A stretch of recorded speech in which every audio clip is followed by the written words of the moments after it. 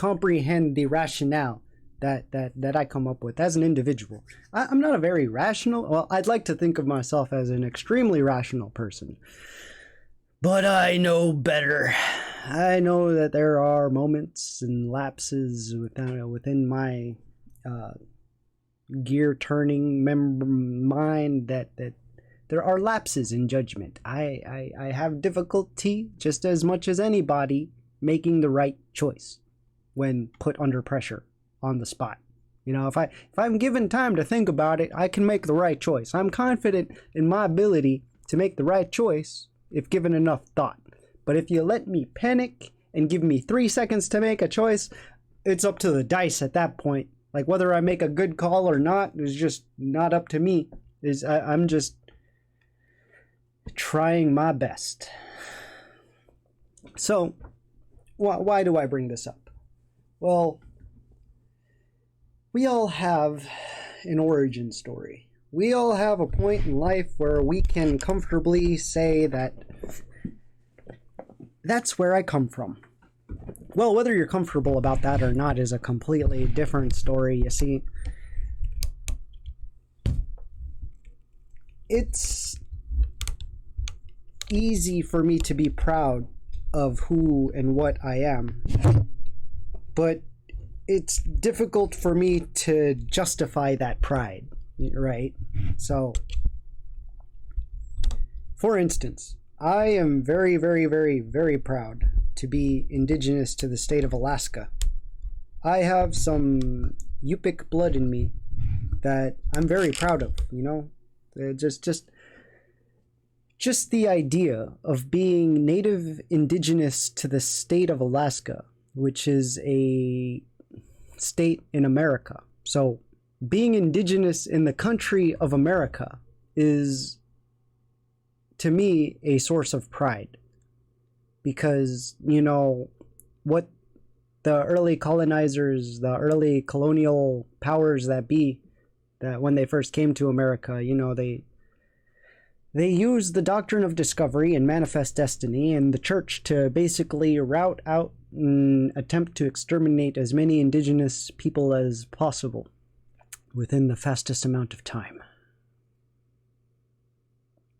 So basically, if you can think about what the Nazis wanted to do in Europe, like colonial America did to the indigenous people, only successfully.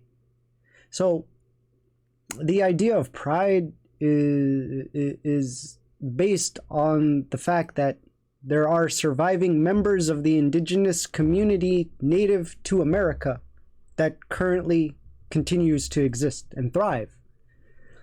So that's where my source of pride comes from, you know. But then,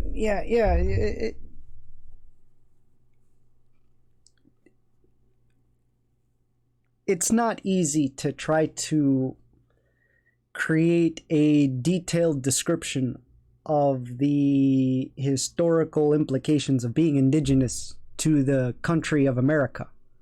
You know, if you were to think about it, right, like in China or in Russia or wherever the Mongols invaded during their time, like they had the idea of taking whatever community, whatever society that they invaded and integrating it into their own communities, right? Like you'd become a Mongol whether you want like it or not. The Persians and the Romans had the same idea. So we became American, but I don't like the idea of labeling myself as American because I am native indigenous to the country of America. But I am Yupik, like from Alaska. You know, so it's hard to explain. Like I don't necessarily have a country of my own. I have a tribe. I have a community, right? And that's not really something that's, in America at least, having a community isn't something that you can be proud of. It's just something that exists, right? and I'm sure that there are loads of people out there that can be proud of their community, but I would make the argument, right, that as a fucking community, there are guidelines that kind of revolve around the structure of sustainability, right? At least in where I come from, the village of Quinnahock, it's heavily based around the culture of subsistence, the lifestyle of subsistence, right?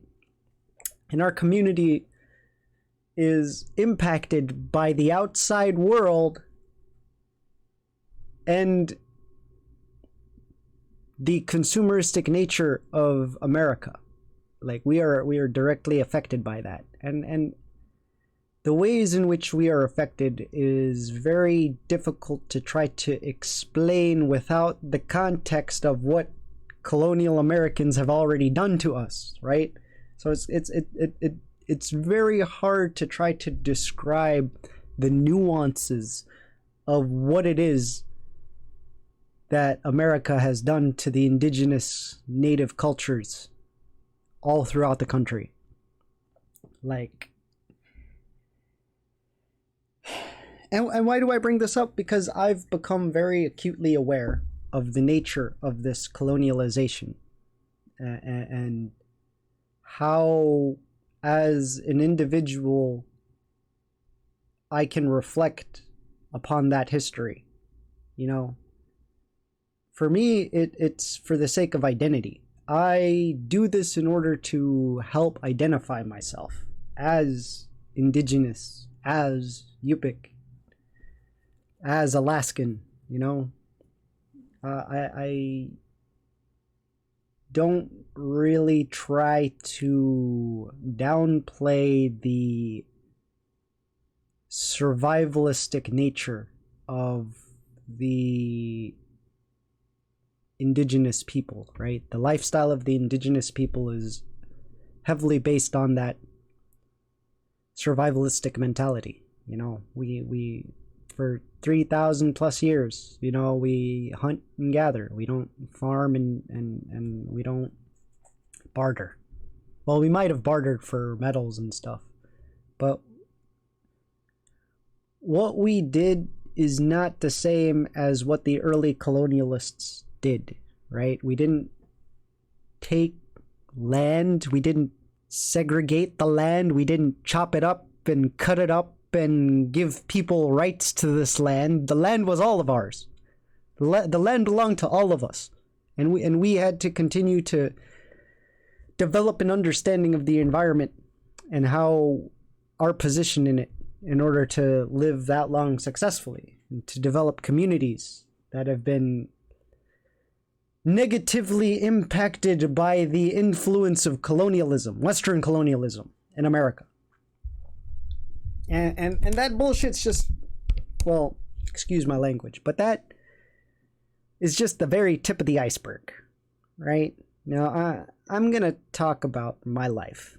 From the earliest memory that I can remember to the most recent, or the last memory I've had of my village.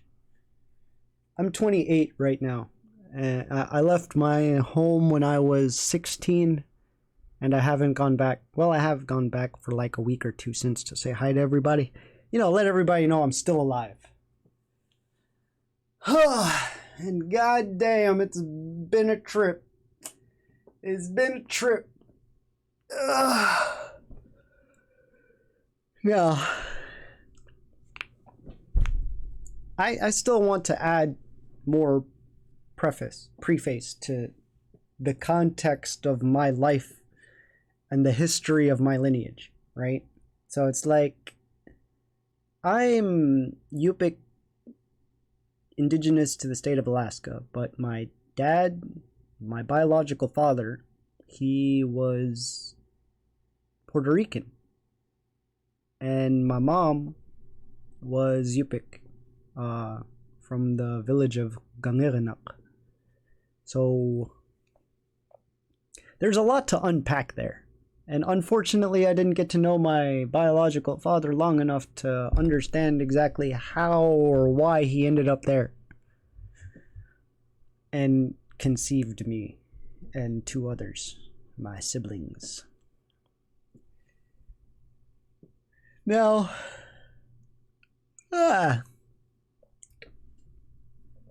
there's laws in the village that are unique because they're built off of a tribal council of elected members within our community who create and structure the rules and laws that adhere to that specific community.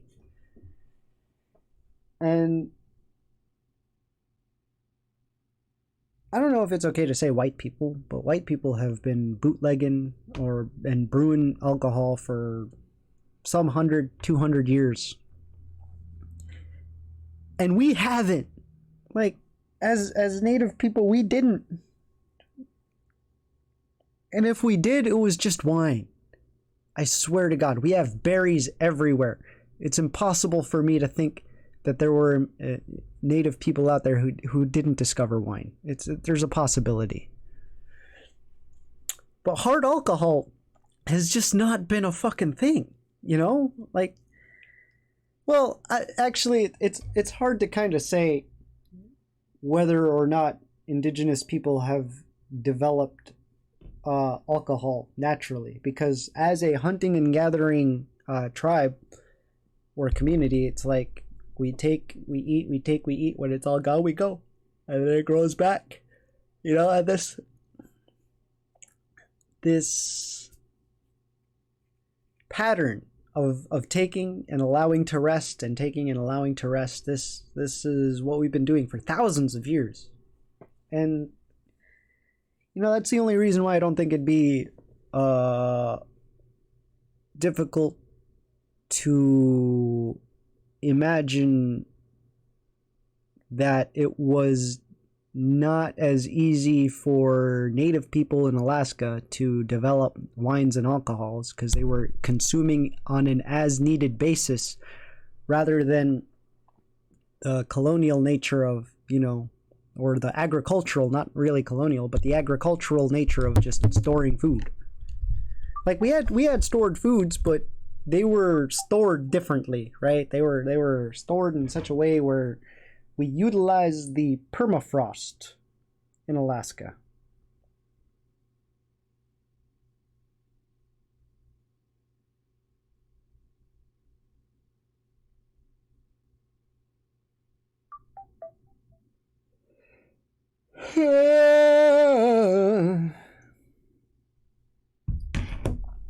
Anyway, we'd bury shit and freeze it in the permafrost.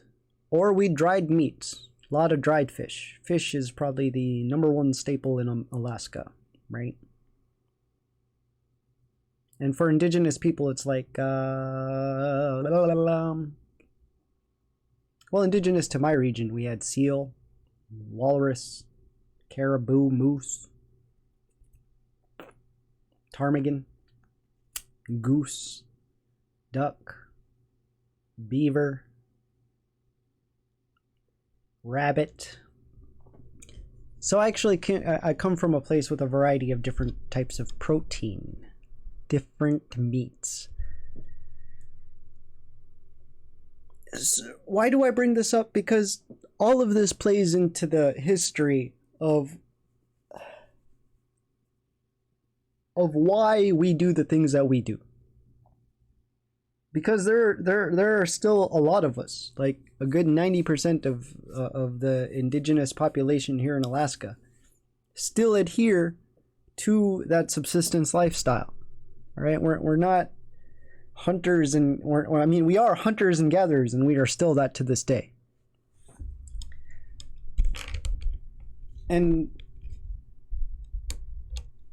we do not consume certain substances as easily as, say, the rest of the developed world. We are very much pretty close to third world country in that respect. So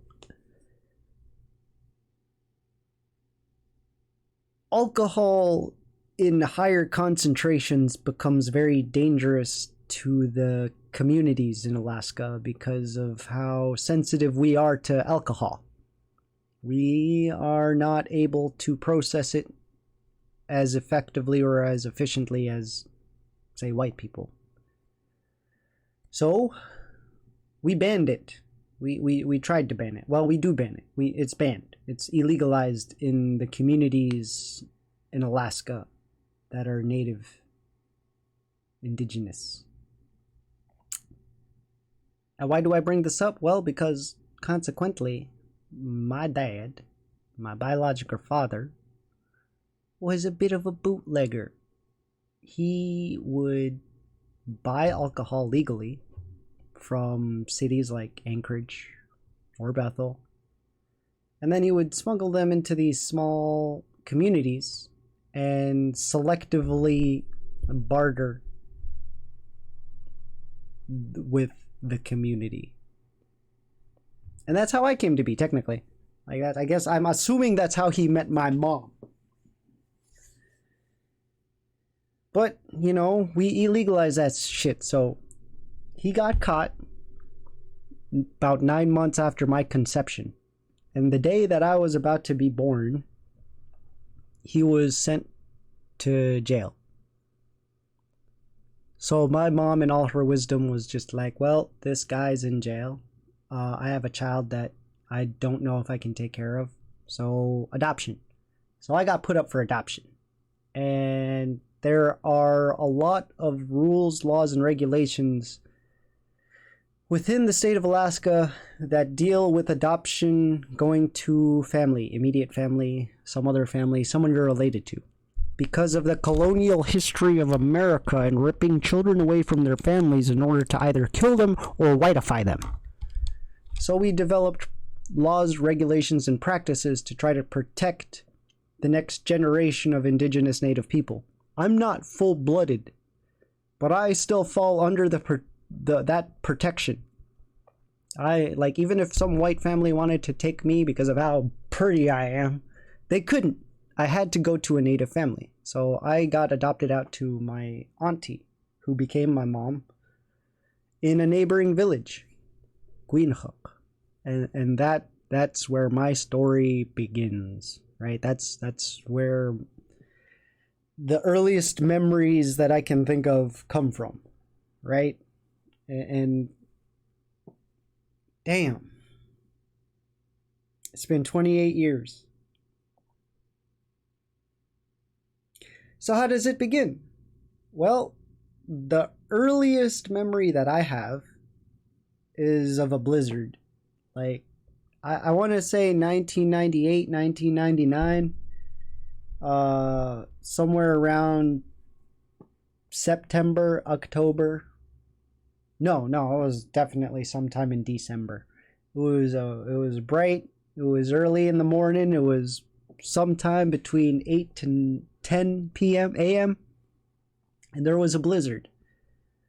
Now, it wasn't a heavy blizzard. It was enough to obscure your vision from about 30 to 40 feet away.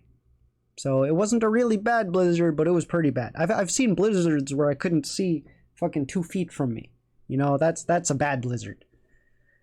So yeah, my earliest memory is being in this blizzard, all suited up in winter clothes for a 3-4-year-old.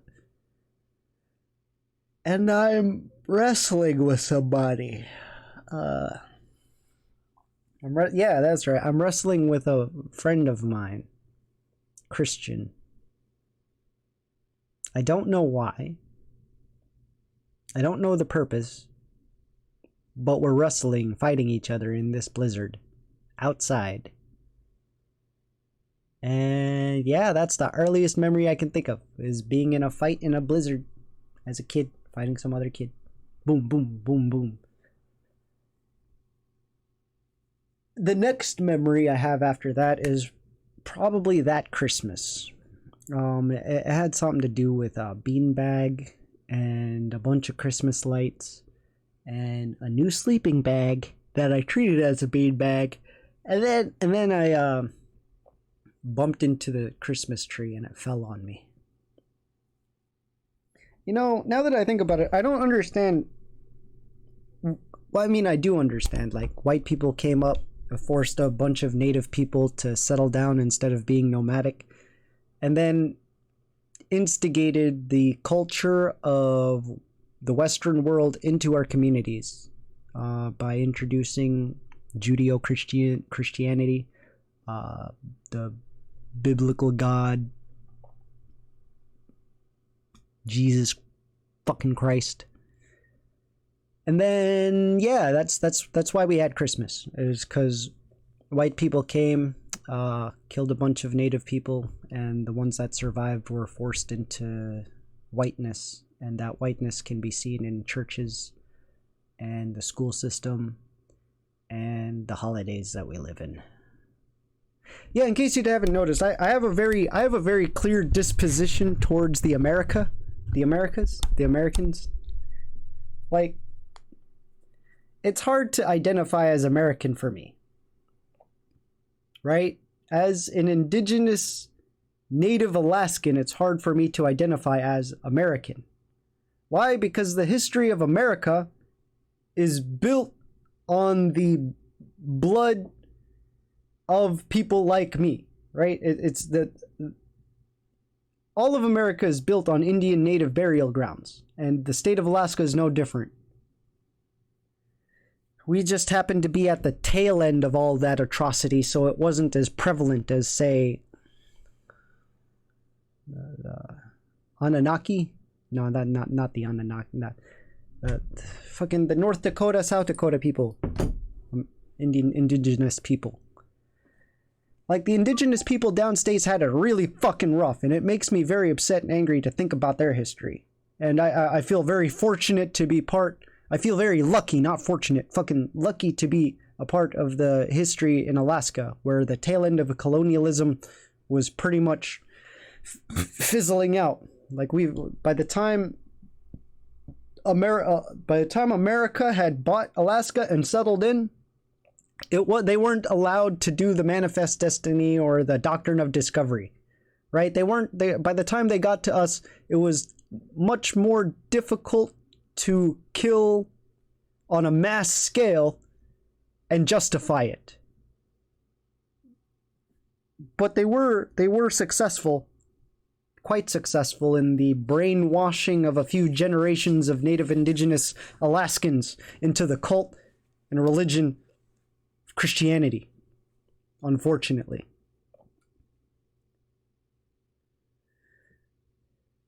Wow, that was a little bit of a tangent. I was talking about me being a kid and bumping into the Christmas tree and it falling on top of me because I got a Rugrats sleeping bag for Christmas, and I got excited and was hopping around in it. Another memory is of ice skating, because we've had, like, Alaska has more ponds and lakes in it than pretty much all of America combined. Every other state, like they have one or two lakes. They have maybe some 200, 300 lakes, ponds. We have millions, like literally millions. You can't even count how many fucking lakes and ponds we have in Alaska. It's fucking wild. It's crazy. Like, some people tried naming it, can't be done. I mean, it probably could, but it's pointless because it's a delta. It's a never changing environment. Like, anyway, so I would ice skate in this pond, and a bunch of the community would do so. By the time I came around, and by the time I was of coming age to be a young adult, a lot of the a lot of the normal things in the colonial world had been normalized in the community of the indigenous people that I come from, unfortunately. So I was unaware of the nature of the world I lived in. I was very ignorant of the history of indigenous people till about 4 years ago. So a lot of my early life is probably no different than yours if you're living in America. Like, I played kickball, I played baseball, I had basketball, I had football.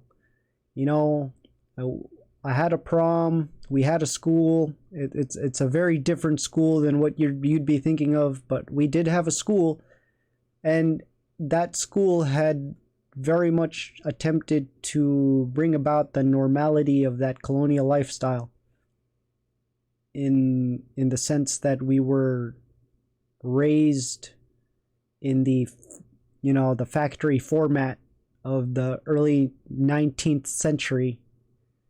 So we were pretty much rolled into that cookie cutter format to just be rolled out into the system. And I didn't know how to acknowledge the different worlds I lived in. I just considered them very normal for me, right? Like the idea of kicking a ball back and forth and then loading up a shotgun to go right up a river for 3.5 miles and then coming back down to play football seemed very, very normal for me. Like the idea of getting a net set out to catch a dozen or so fish and then coming back to play Diablo, super normal. Like going out for a week or so to see if you can catch anything and come back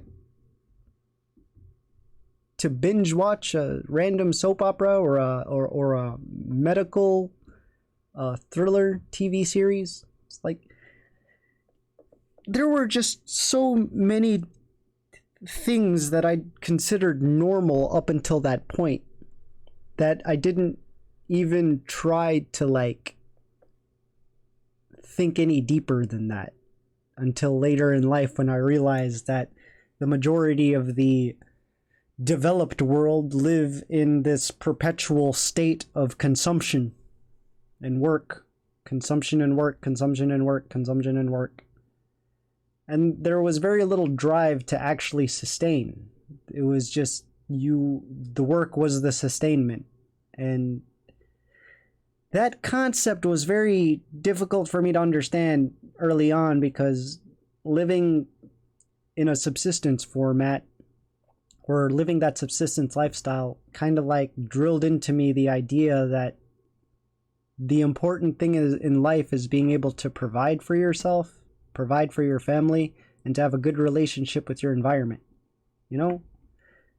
And the colonial empire that exists, right? It's all about exploitation. It's all about squeezing every fucking dime and dollar out of every fucking thing that exists.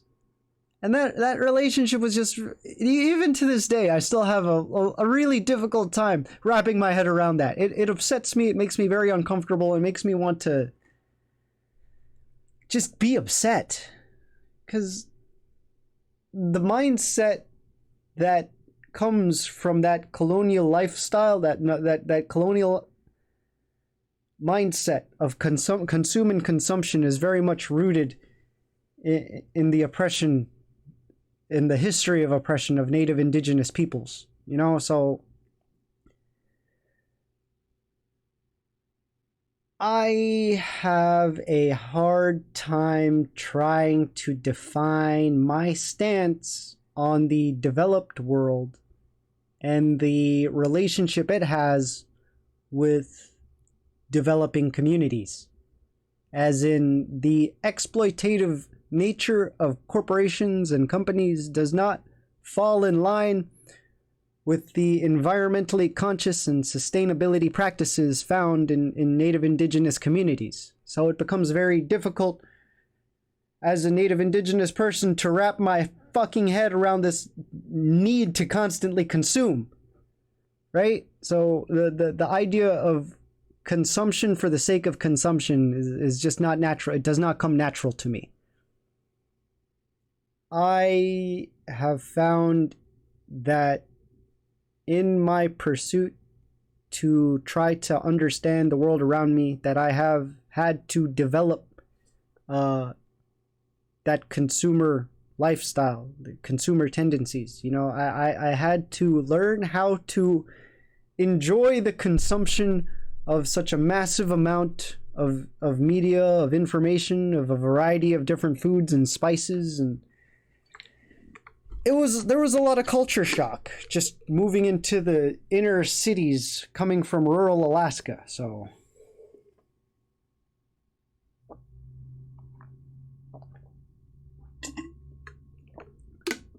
but it was you know, it was a change that I met head on.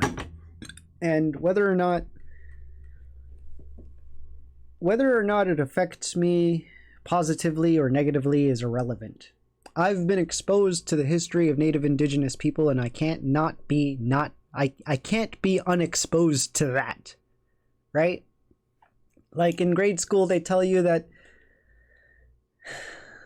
manifest destiny just meant that there were people who believed that God had given them land. But the truth to that is that land had already existed and was already occupied. And so the process of forcibly removing that occupation for the sake of supremacy over them is a very traumatizing one to kind of comprehend. So I kind of traumatized myself with the history of Native Indigenous people. But I felt like I need to. I'm Native Indigenous. Like, what the fuck? I can't learn about my own people? But no, I had to learn about King George the fucking Fourth and his hoary wives. Like,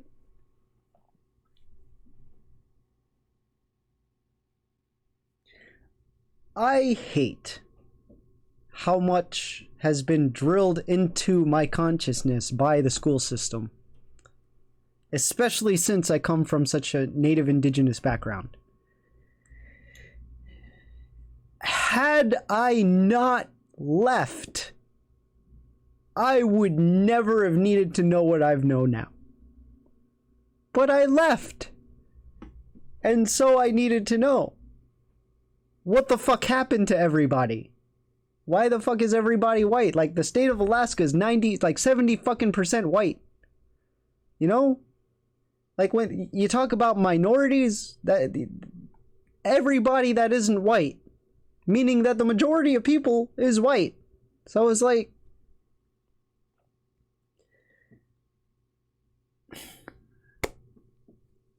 yeah, I think back to like Nazism when I think about colonial occupation, right? When I think about the early Americans settling into America, they really do feel like Nazis. The Nazis of their time, the Nazis that were accepted, you know?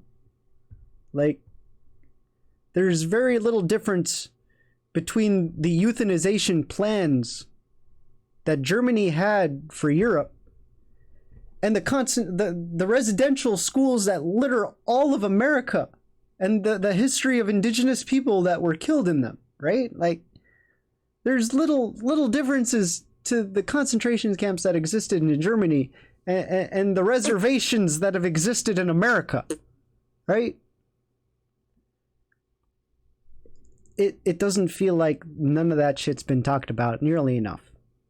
So, like, describing my life is just an opportunity to come to terms with those very dark truths of our history.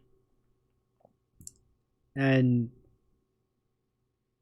learning about that was only recently. I was supposed to continue telling stories about my life in early childhood, but I got off a tangent off of ponds. I was skating in a pond. Like, we have a water treatment facility, right? And it sucks water out of these ponds. And then it goes through a series of cleaning and chemically treating in order to create potable water. And this lake is where we would ice skate. And it was fun. But it wasn't a very popular trend. We tried it for a little bit, but then we never really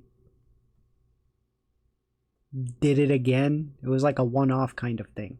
See, here's my theory, right? Colonial America made its way into my village through means of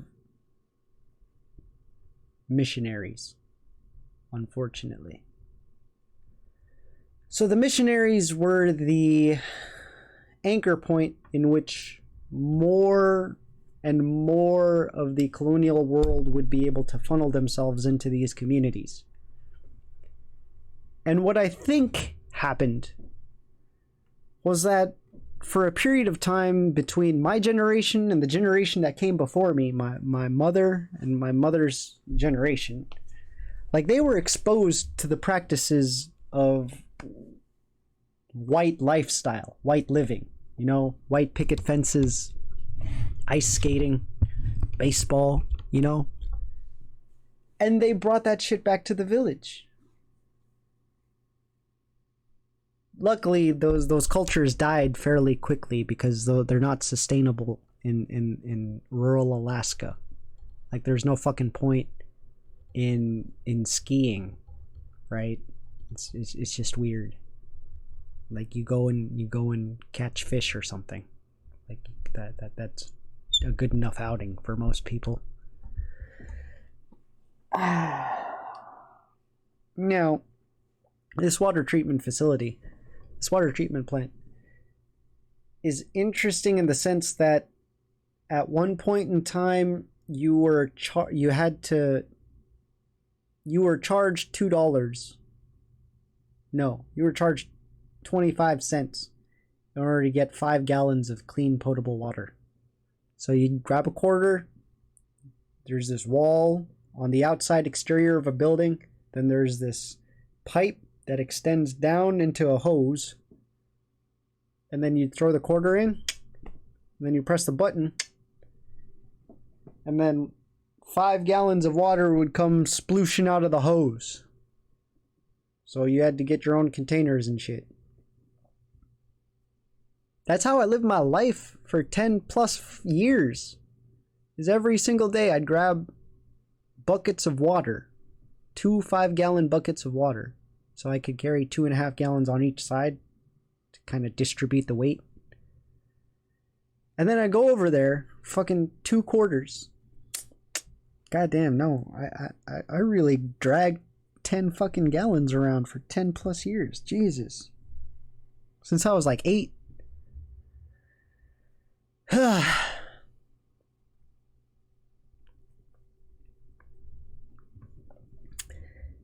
But yeah, that's how we do with the water.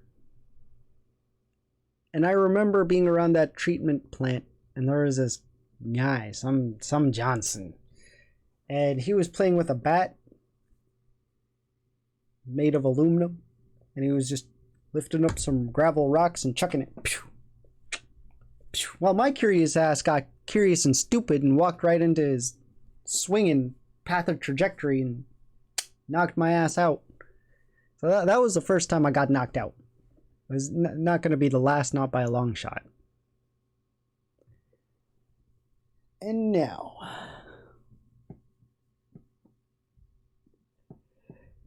preschool. Preschool is an interesting bit because the building where we had our preschool it looked like an old church. So I'm pretty sure we had a new church and an old church. So we turned the old church into a preschool type thing for children. Basically, it was just an excuse to have more of those colonial practices forced onto us. You take the kids, because like, right? They threaten parents in the village with jail time if their kid don't go to school, right? Or at least that's what my mom told me. She probably lying. I wouldn't be surprised. But yeah, there's this whole process where if the kid don't want to go to school and the family don't want them to go to school because they want to maintain that subsistence lifestyle, that's allowed, you know? It wasn't given to me because I'm a freaking idiot. I decided that I like English more for some reason. Big friggin' mistake. I mean, don't get me wrong, right? Actually, yeah, do get me wrong. Get me as wrong as possible on this. I hate the English language. There's just so much shit that goes on with this bumbling ass bitch of a language that it just doesn't make any goddamn lick of sense. Like, it's the most racist, classist, sexist language that I've ever been exposed to.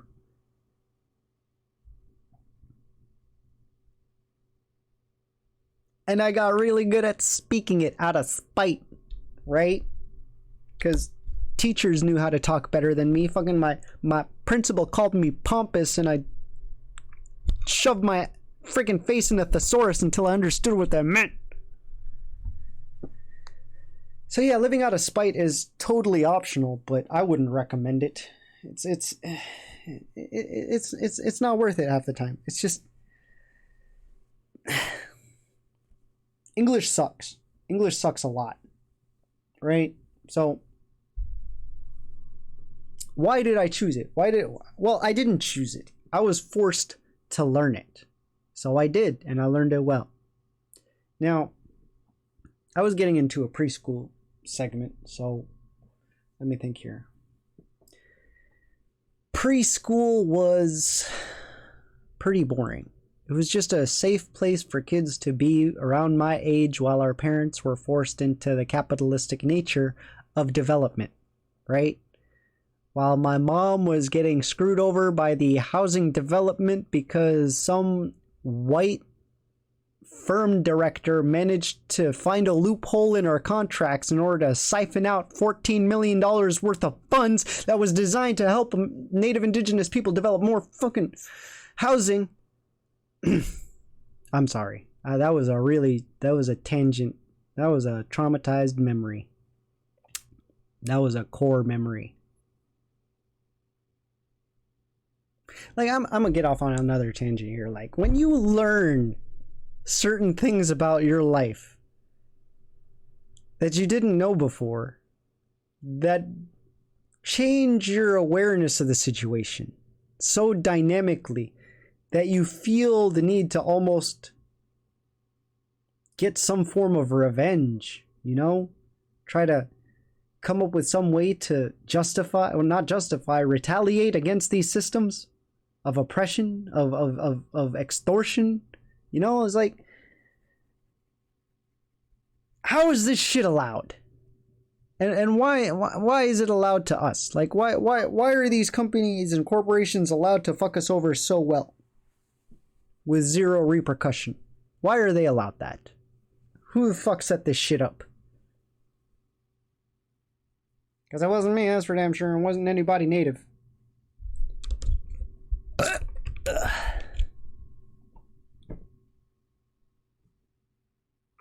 Yeah, it's one of these days, huh?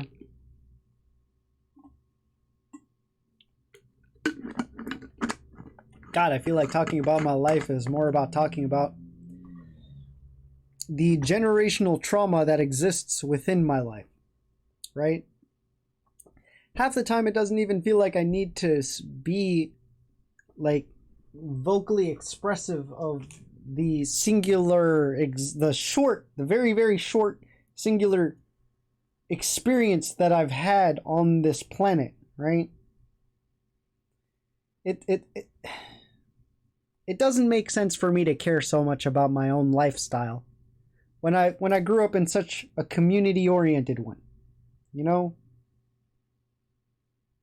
I left for reasons that's really hard to explain, but I had a burning desire to try to find some kind of reason in life.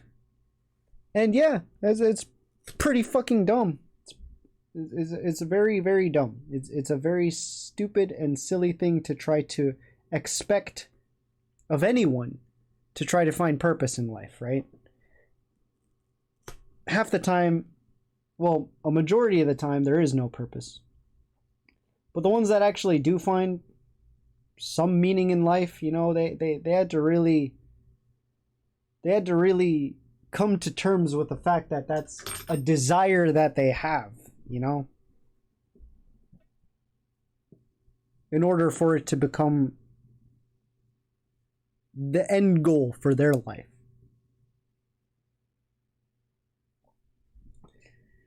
Now, I don't know how to properly address my disposition towards the history of colonial oppression and the stigmatism of our lifestyle in comparison with the Western world, but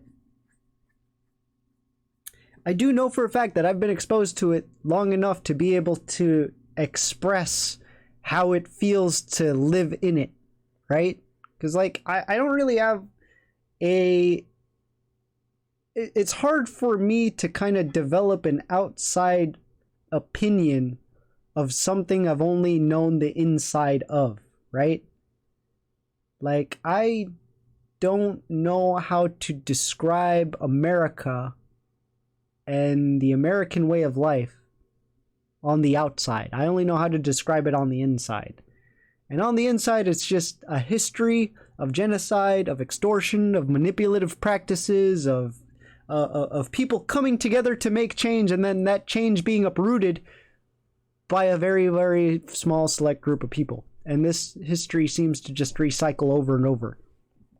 And not watching, but learning of that type of community, learning of that type of society, learning of that type of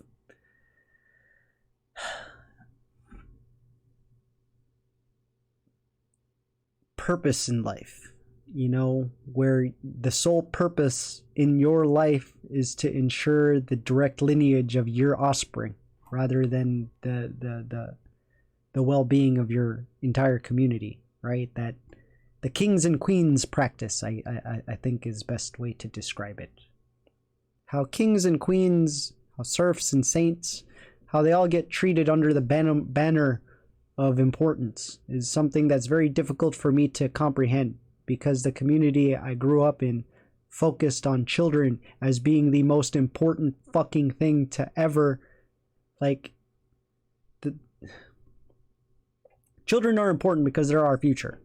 And yet the history of America is all about removing that future as quickly as possible, about upending that future as easily. The Catholic Church had a fucking practice of taking unwanted babies from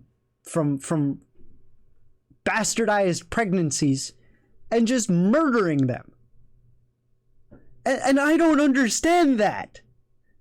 That fucking terrifies me. And there are people out there that are just like, yeah, that makes sense. That makes sense. None of that shit should make sense.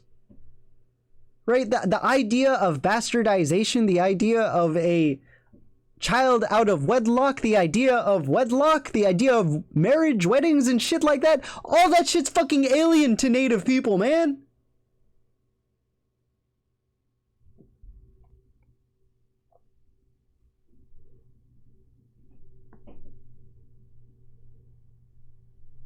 And I'm left like, I have more fear for the future of that type of community than I do its impacts on my personal community, right? Because we can recover from that shit, you know, but if they're not learning anything, they're just gonna continue to do that.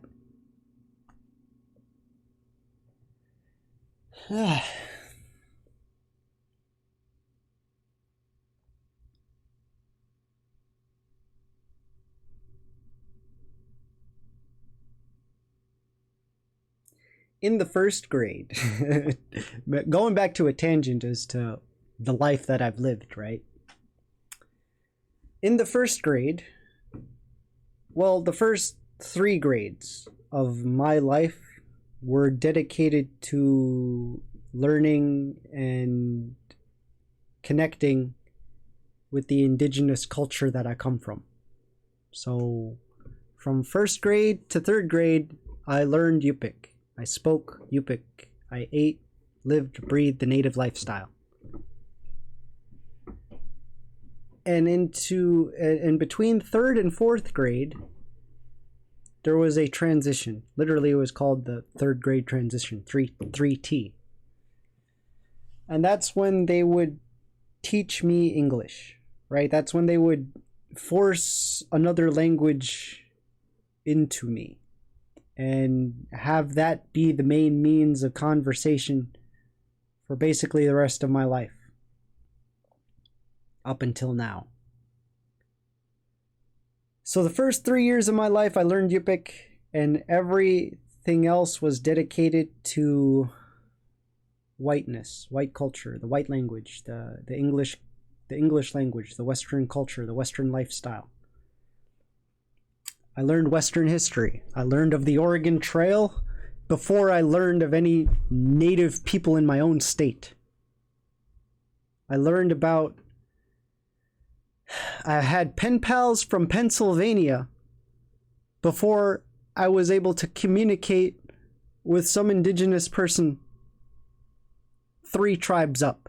I was in communication with white people as a kid, writing in their language by the time I was 6. Right?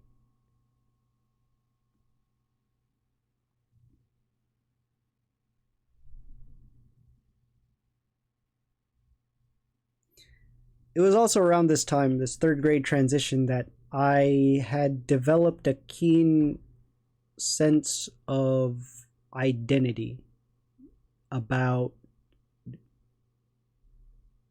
comic books. I identified with comic books. There was an Archie comic. There was this guy, Kevin. I don't remember his last name. But he was like a counselor, so he would, drop by, do some counseling shit, drop out. He was heavy into pot, and I'm pretty sure he did some dealings. However, he also brought a shit ton of comic books, Archie comic books. So that's where I learned my love of literature. That's where my love of literature came from. I read the Archie comic books, mainly so that I could just get my hands on the Sonic editions in the back.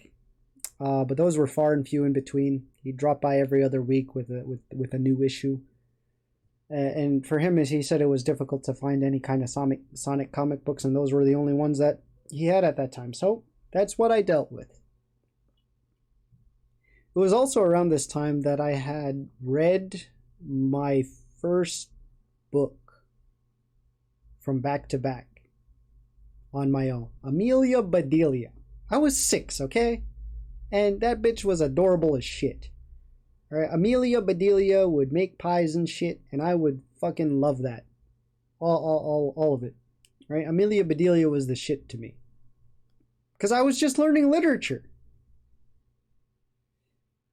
But anyway, at this point in time, I'd already been adjusted to the cultural lifestyle of just seeing things die. So dead fish, animals like not frogs, rabbits, ptarmigan, birds, geese, ducks, caribou. The biggest thing that I've seen dead was a black bear. And the thing that traumatized me was seeing it skinned, because a bear skinned looks like a giant rat, and that shit is terrifying.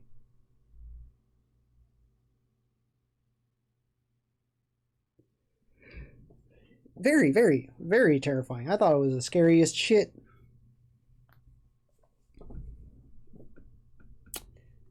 But yeah, so I was about 6 to 7 or 8. 8 probably seems like a good number. But I think I was about 8 years old when I first felt tragedy, because well, my mom, she's barren, so she can't have kids, which is one of the reasons why she adopted me. I was not the only one she adopted, however. There were three of us in total at first. And then later in life, she adopted three more. At this point in time, it was still just the three of us. The first adoption of the next set of three wouldn't come until I was, I think, 10 or 11. But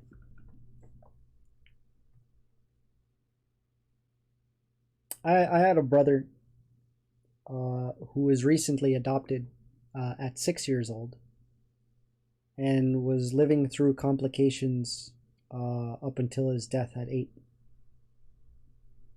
And that was when I first experienced like the idea of mortality. Yeah. That's scary shit. Like as a child, learning that life can be as fleeting now as it will, like, if you were old.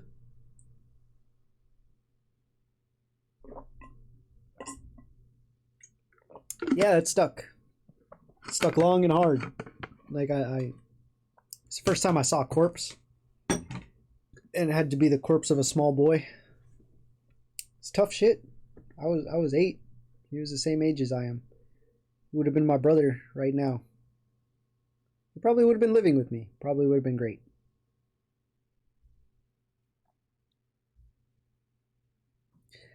I think that was also the first time I came to Anchorage here too, because the funeral and the service was here in Anchorage.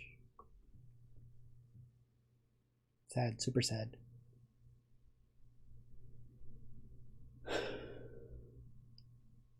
Oh, let me think now. Now I'm like 10 years old, and I'm in the 4th and 5th grade. Oh my god, this is when the bullshit started really hitting in. Oh my god.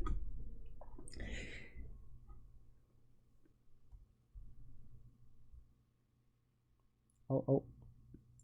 Let me fix that. There you go. Sorry to hear that I just joined, dude. I hope you're doing well, man. Oh yeah, TTV Crazy Steel. What's up, man? I'm just going about my life story. You know, I got about an hour to stream and do things, and yeah, life is hard. And you know, I do appreciate the consultation. Fuck, that was 10 years ago though, so it's a fading scar. You know what I mean? It's like one of those things where you can only just contemplate what life could have been. But shit, man, like I'm still at 10 years old. That's when the real bullshit kicked in, because this is when the ball started to drop. You know, you know, it's about the age when I developed a sense of attraction towards the opposite sex, and so I started to develop a very pompous attitude, as my principal would call it. But I was very high strung. It was difficult for me to sit in place. And that wasn't because I couldn't. It wasn't because I was bored. It was because I craved challenge. So it was like, why should I sit down? If I could do my work standing up, why the fuck can't I? Right? So it's like, there was a lot of formative experiences in my early childhood at around this time where I really started to develop that personality where I'm comfortable standing against the authoritative powers that be. You know, the rebellious phase of the childhood, I guess you could say, right? So I was learning to just be like, screw you, teacher. I'm gonna do it the way I want to do it. Fuck your formula. I'm gonna develop my own. And I don't want to listen to your seat. I don't want to listen to your seating chart. I'm gonna go sit by my friend over here. You know. And that had its benefits up until, you know, because I'm a dumb kid, they started to use my own tactics against me, right? because I think that's the appropriate way to deal with troublesome children, right? You don't.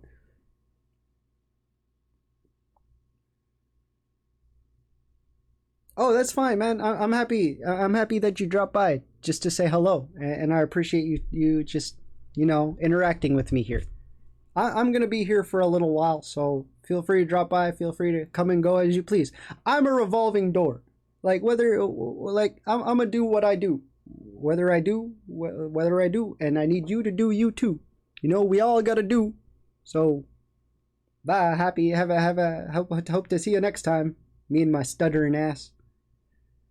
But anyway, the school system was starting to use my own tactics against me, in the sense that they would try to challenge me in a way that I wanted to be challenged, rather than trying to come up with ways to punish me for my behavior.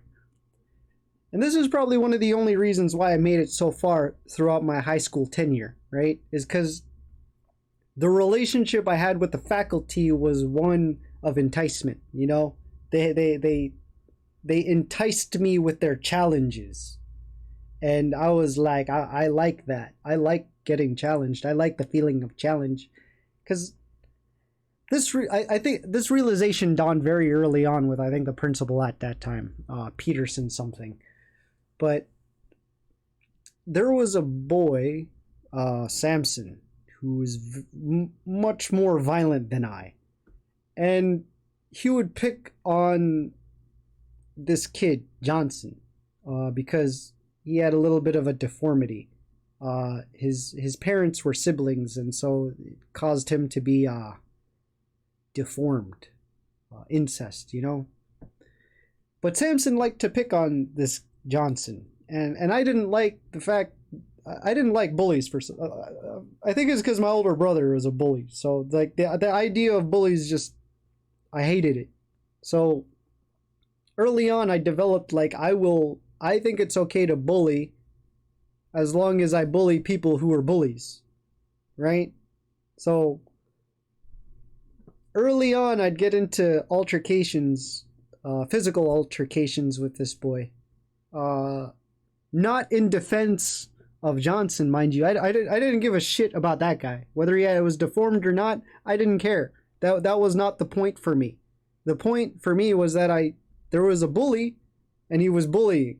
So I felt obligated to bully the bully, It was just like a chain reaction type thing. It's just like, if you're going to pick on somebody your own size, and that still sticks a little bit to this day. I'm more than willing to walk away from shit now, because I value my health as I'm getting older. But there's still a very strong part of me that still feels the need to try to not defend the innocent, but to try to attack offenders, Like, you fucked up, you should know you fuck up. Therefore, I'm going to remind you of that fuck up until you acknowledge and, become cognizant of your fuck up. So it was just, as he was belittling the deformed kid, I would belittle him, based off of his weight, his size, his appearance, how slow he was, and I'm just like, hey, if you can dish it out, you should be able to receive it. If you could talk shit to this kid, I should be able to talk shit to you, and you should be able to handle that. And that would just end up with, the fisticuffs. So, but that's just a small tangent as to where I would end up because of that, right? Like, there was a little bit of a timeout type shit where students who fought with each other would be put into a small triangular room. Well, it wasn't a small room. It was a study hall-ish room. It was like a resource room for teachers where they could get papers, folders, tables, shit like that. It was just a place for material for the teachers. They shoved us in there. It was basically a big fucking closet, like 8 closets combined into one room, and then they'd have us sit down and write apology letters to each other. And, me being the stubborn little butthead that I am, refused. because I didn't feel like this asshole needed an apology. Like, I felt justified in my actions. And so the principal was like, fine, if you're not willing to do that, then I will go to your classroom, pick up the full day's work, and then you'll do it in here on your own. And I'm like, fucking do it. Like, I give a shit. I don't even like those people in there anyway. So that's what I did. And to my surprise, when I was given all the material in one go, I can get it all done in one go without like the need to wait on instruction, without waiting for the teacher to get set up with everybody else, without... I had a dawning realization at that moment where I can complete a full day's work, classwork, within 20 to 25 minutes. And I didn't, because it was just like a small stack of like 12 papers, you know? And it's just like, if I knew how to do it, then fucking I'll do it. If I get stumped, I'll get stumped. And I never got stumped. It just came naturally to me. So it's fucking math, you know? Everything you need to learn in life, you learn in kindergarten. This was the 5th grade. I've passed kindergarten. And it wasn't algebra. At least not yet. So I had a realization at that moment. Where if I can bully this kid, if I could bully the bully every fucking day, then I can do my work quicker. And it went on for about a month until the teachers were like, why are you fighting this kid all the time? And I'm like, because I want to get done faster. Because consequently, when I'm done with my paperwork, I get free time, right? Because there ain't no work to be done that day. So for a month, here's how it would go. I walk into class. I sit in wherever the fuck I want to sit because we have no assigned seating. People sit by me. The bully sits across from across the room out of instinct. Like we've already developed this complex social relationship of like pseudo dominance depending on wherever the fuck anyone is situated in. And so I'd throw shit. I'd write shit on pieces of balls of paper, toss it.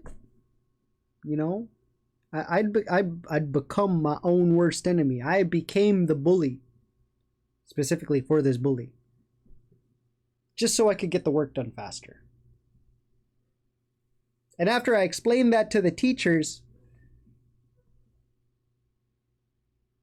yeah, they were like, no, don't do that anymore. Just come, if you want more work, just come talk to the teacher and they'll give you more work. And I'm like,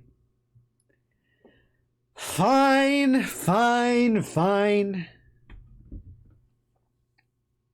Damn, I think it was around this time. I was fucking 5th, 6th grade. I was like 10, 11 years old.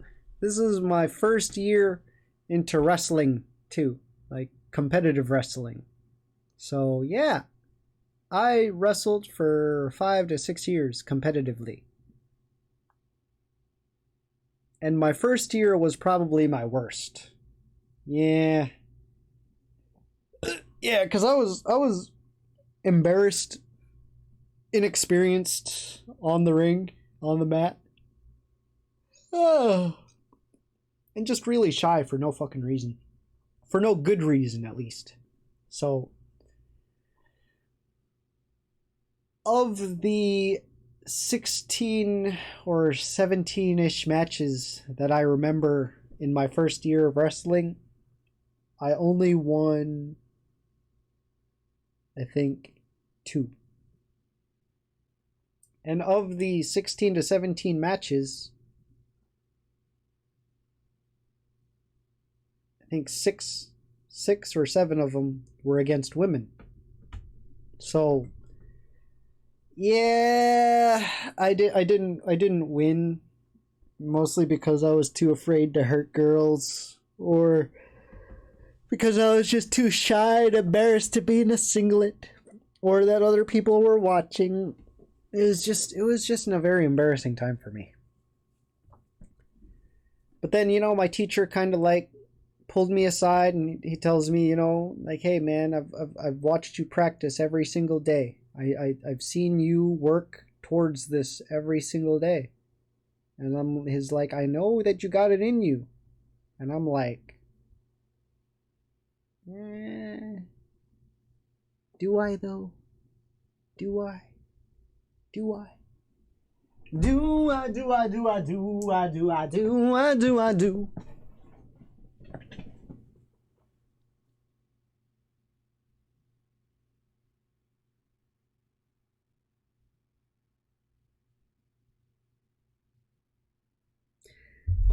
And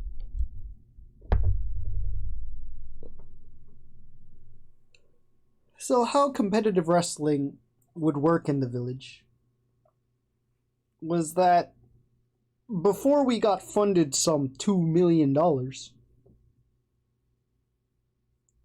we had these shitty ass blue protective mats that weren't even designed for wrestling. They were designed to pad out the walls of the gymnasium. But we used them for wrestling because they were malleable and softer and made of foam, so they worked just as well. And we would link all these pads together because they came with a very sturdy Velcro on each end. And for 2.5 years, that was what we used. And on the third year, we were actually given a grant to actually buy wrestling mats. Actual, like, professional grade wrestling mats. It was amazing. So, we wrestled. When a team of wrestlers got together and were sponsored by the school would then contact other schools and we'd find other similar wrestling type things, and then we'd form tournaments, and then they'd fly us out to a specific location depending on where the tournament is being held or who's hosting the tournament, which village is hosting the tournament, and then we'd wrestle for prizes and trophies and shit like that. It was a very good opportunity to kind of learn about other villages, talk with other villages, become friends with other villages, all of which I didn't do because I'm dumb and I really suck at marketing, and it's hard for me to make friends because I have a very, very low bar for what it means to be a person.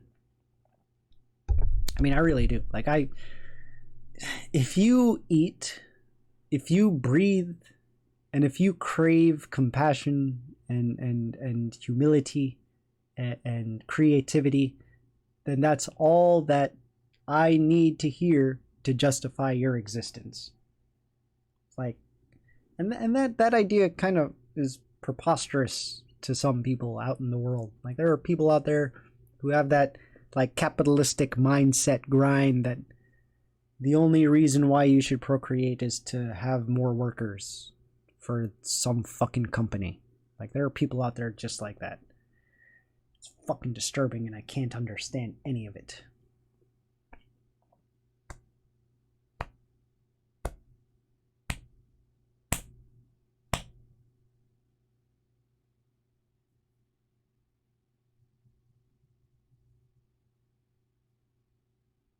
Now, I went off on a tangent and I can't remember where I was. So I'm going to think more a little bit. And in the meantime, I'm going to play a little music while I go take a short little break and get some snackos in me.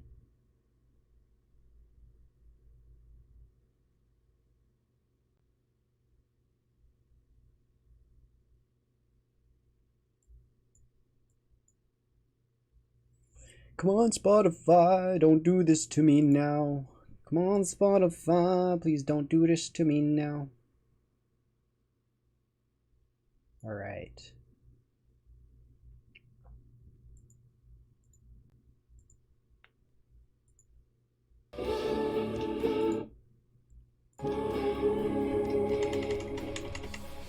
Alright, cool. Now you got a little bit of music. I don't give a shit if it's copyrighted or not. I'm hungry.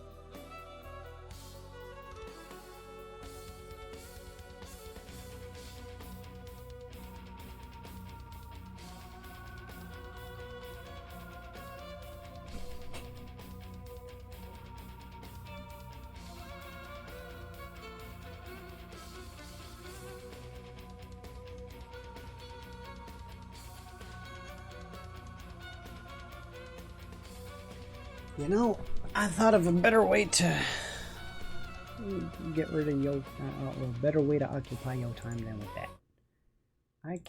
I just remembered that I am a smart boy and that I am fully capable of integrating YouTube into this stream. Right? I think so. I do believe in the light. Raise your hands into the sky. The fight is won. The war is done. Lift your hands towards the sun. Anyway. Windows capture. Oh no. Oh.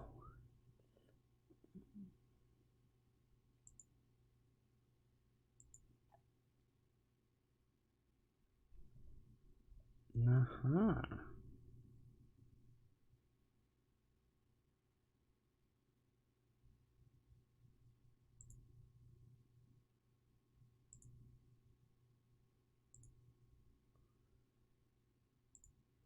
Oh.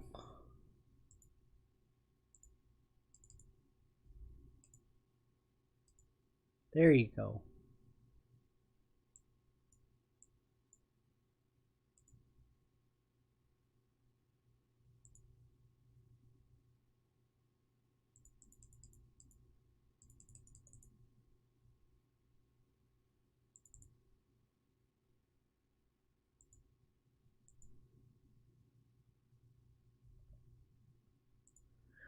Hmm. Confused.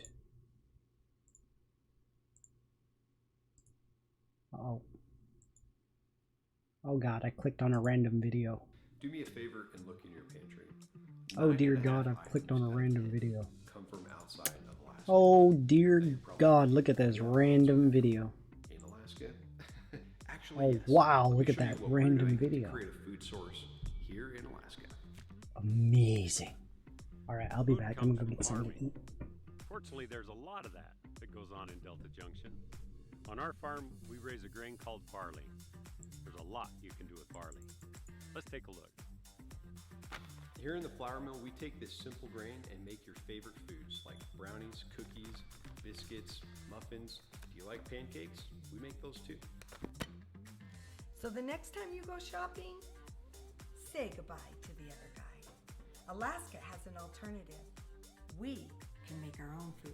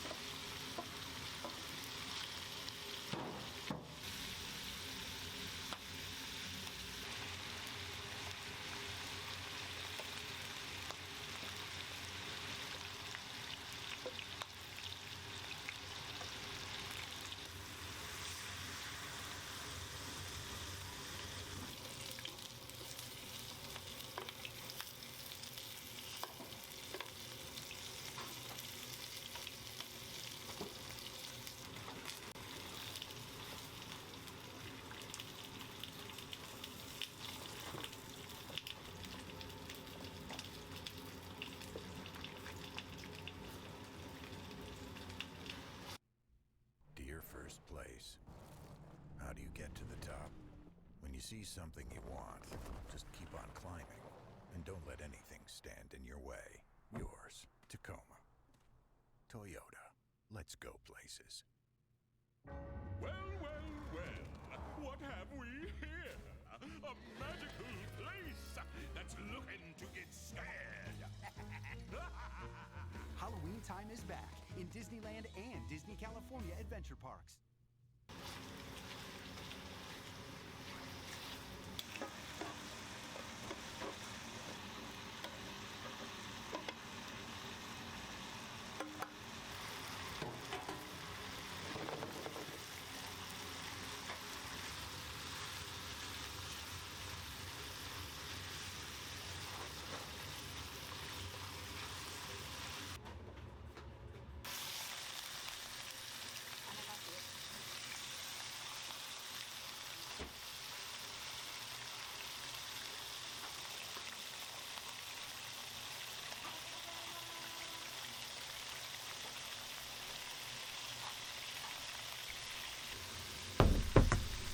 What am I watching?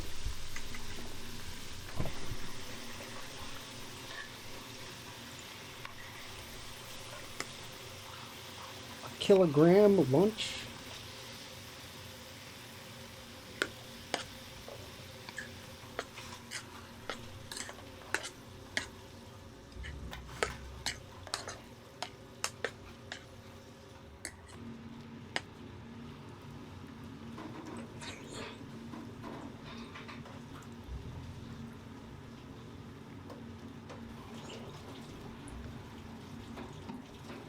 That looks absolutely delicious.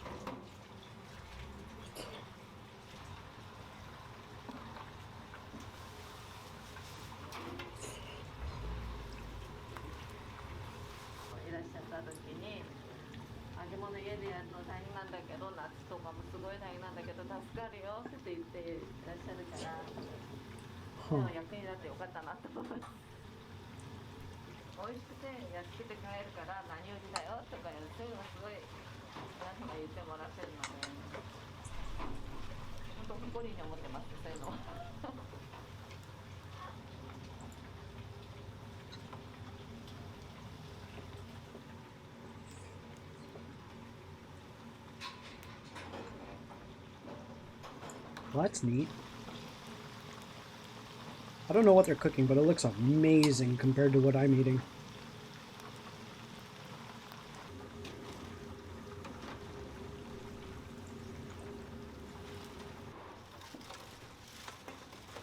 So crispy.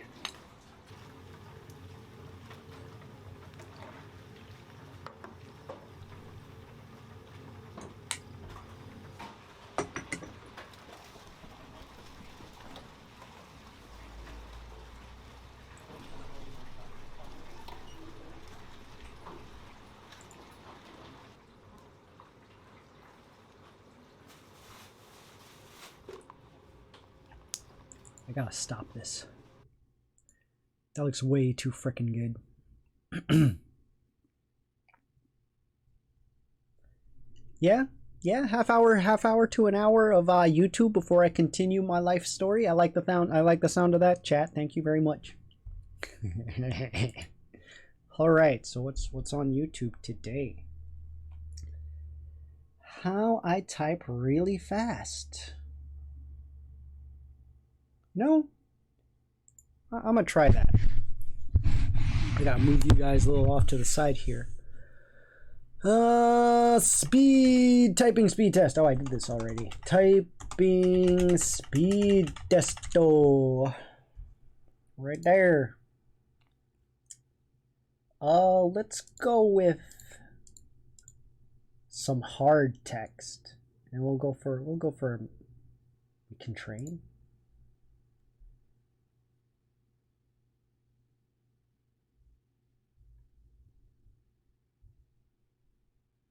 I don't want to train. I'm a master. I'm not a master. I am slightly below average, as unfortunately. All right. On July 7th, 2018, Joel Strasser broke the record for the most toothpick in a beard. He took 3 hours and 13 minutes to put 3,500 toothpicks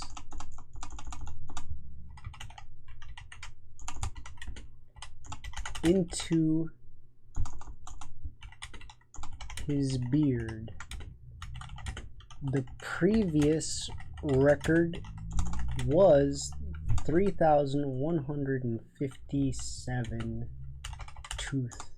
toothpicks. Oh my god, so below average.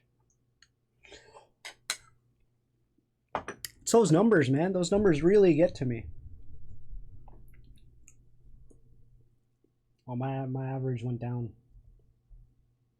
Oh, I'm above average here. Oh, I am average. Nice. I'll retake the test. Now I'm gonna go for medium text. Come on, load up for me, please. Don't keep me here, a Scottish maid, Williamina Fleming, discovered thousands of stars, white dwarves, and the horse head nebula. This opportunity is thanks to a Harvard Observatory director who hired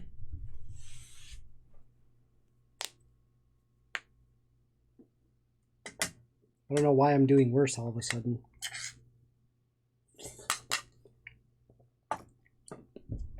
I'm doing worse. This is a gradient scale. This is not a good scale to be in. That's not good. That's not good at all. All right, time to boost my confidence in going with a easy text.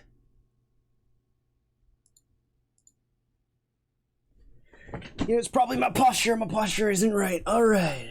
My brother went to a secret party and had a very strange experience where, according to him, all the kids were definitely disciplined. He found the way they conducted themselves very humorous. On July what the fuck? This is part of the hard text. This isn't fair at all. Joel Strasser broke. I'm upset. They threw a curveball at me at the last goddamn second.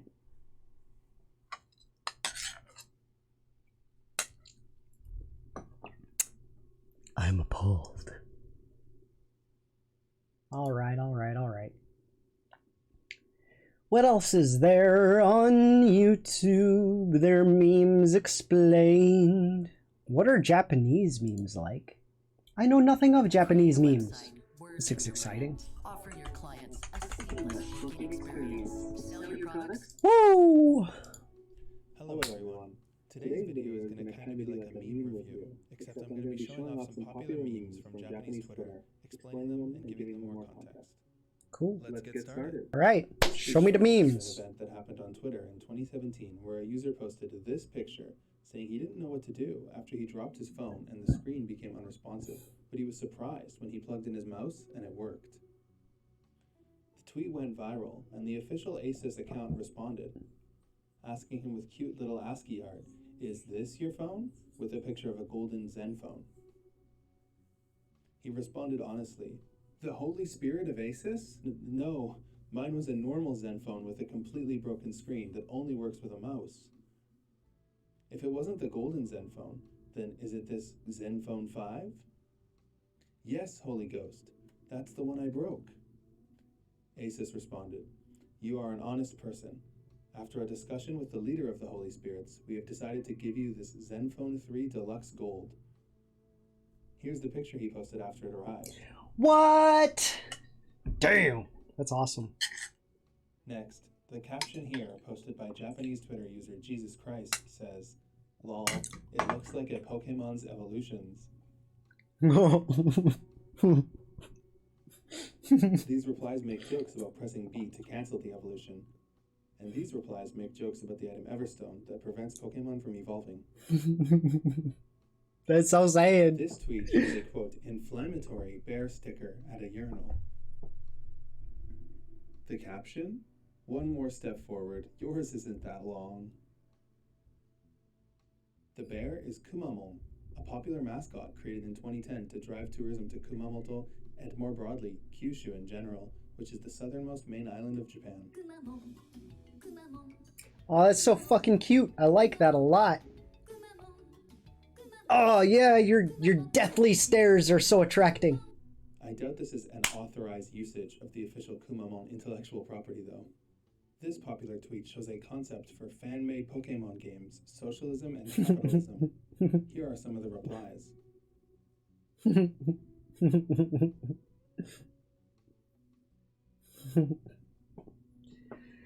That's hilarious.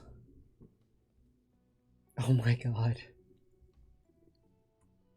This character is just so jacked and looks hilarious on the mundane backdrop.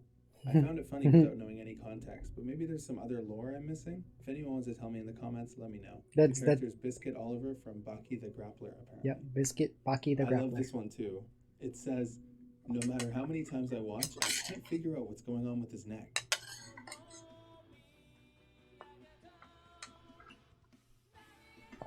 No. What? Wow. On last year's version of this New Year's That was amazing. Pooh and Piglet were building a snowman for the Year of the Ox. This year's has Tigger jumping out of the ox, perfect for the Year of the Tiger and impressively executed.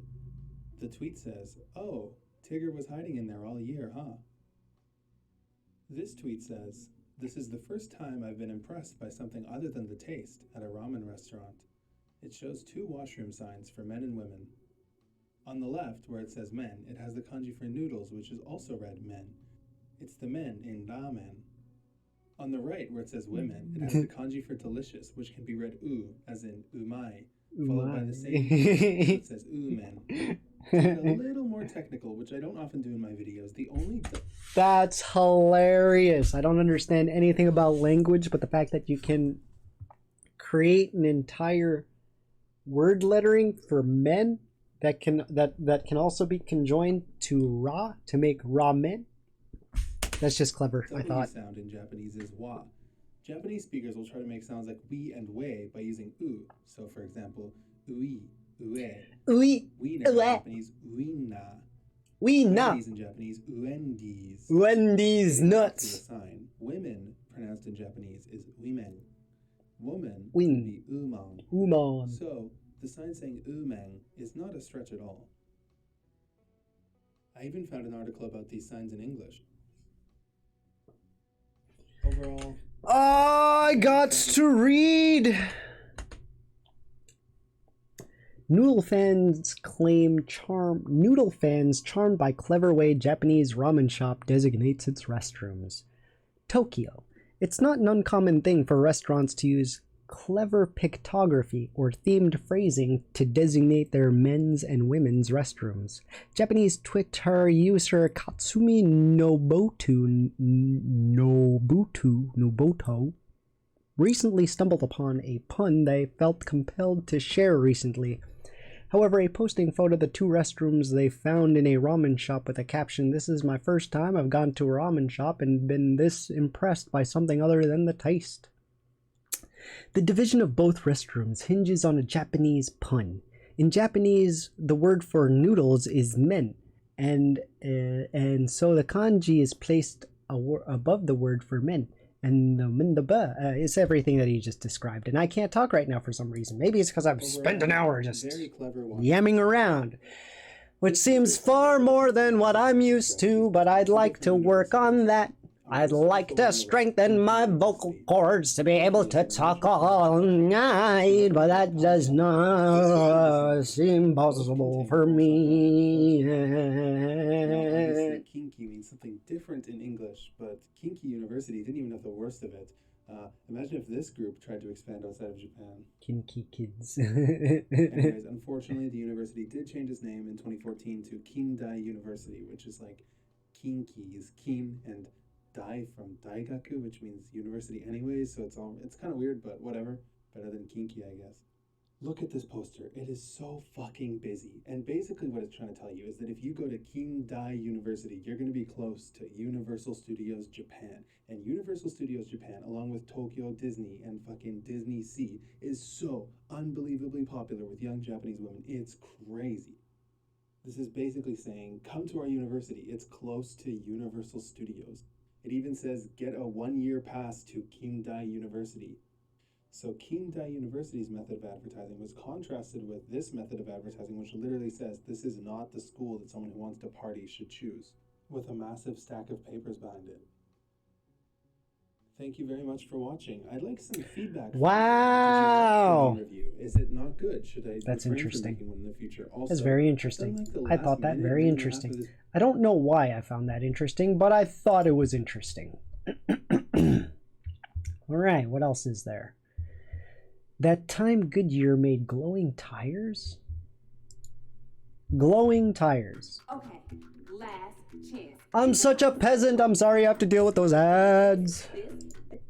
Since their invention, cars have been more than just a means of... I love this guy. I think his... They are a status symbol. The stuff that he talks about is really interesting and cool. A way to cool. compensate for anatomical shortcomings. Long before Exhibit was pimping people's rides, or John DeLorean showed us the definition of form over function, Goodyear was trying to give consumers a way to bling out their cars that would forever change the tire industry, or so they hoped. The idea was simple, and it didn't actually originate with Goodyear. An independent research and development firm presented them with the idea in the late 1950s. It was important for industry professionals in Detroit, the Motor City, to keep an eye on the market trends. One thing they noticed was the increasingly crazy and luxurious tires that people were putting on their custom cars. If the people wanted crazy tires, then Goodyear was absolutely going to deliver.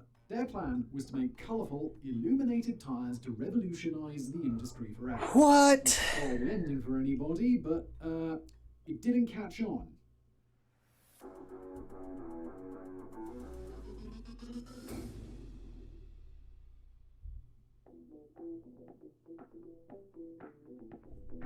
The dream.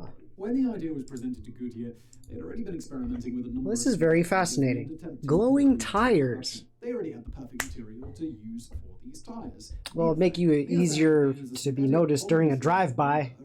The tires were much easier to produce. While traditional tires require multiple layers of rubber and fabric, a neothane tire was simply molded from the synthetic rubber into a solid tire shape. The material could also be poured into molds and baked in a 250-degree oven, which is much cooler than traditional tires needed. What made neothane so appealing to Goodyear for this project, though, was that the material was very close to transparent. This meant it could be easily dyed into various colours. The different coloured tires could then be used to match with the colour's interior or exterior. Interesting. In some overtly sexist 1960s style quotes, Goodyear also believed that women would want their tires to match their hair or eyes, or even be frequently changed by their husbands to match their outfit. In a press release, Goodyear said, "Imagine, if you will, one girl telling another, 'But my dear, Dream tires just don't do a thing for your complexion.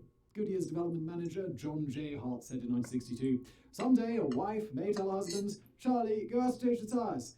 I'm wearing my blue dress tonight.'" The company clearly had some pretty big dreams for their new tires, including motorists owning multiple sets of tires to accommodate the fickle whims of their bored housewives. But the dream wasn't going to end there. The goal was for the brightly coloured tires to be illuminated so that they could be mounted on wheels containing 18 light bulbs so that they would light up the wheel well and the ground, making the translucent tires glow whatever colour they had been dyed. There were controls inside the car to adjust the level of illumination as well in case you wanted. What is up with this shittery? That is wild. That is way more innovative than any fucking bullshit that we really have in this day and age, this stuff in the market. Like, why do all the cool shit had to be invented during the fuck around stage of life and not in the find out? Well, like, why can't we rediscover all the shit that they Initial tests were promising, with the tires fucking around about with. They were designed. The brightly coloured tires had a luminous glow, creating a marvellous spectacle and emphasising just how cool and desirable the owner of the car must be. Of course, these tests were all of stationary cars inside a factory. The glowing neothane tires looked like they were supposed to.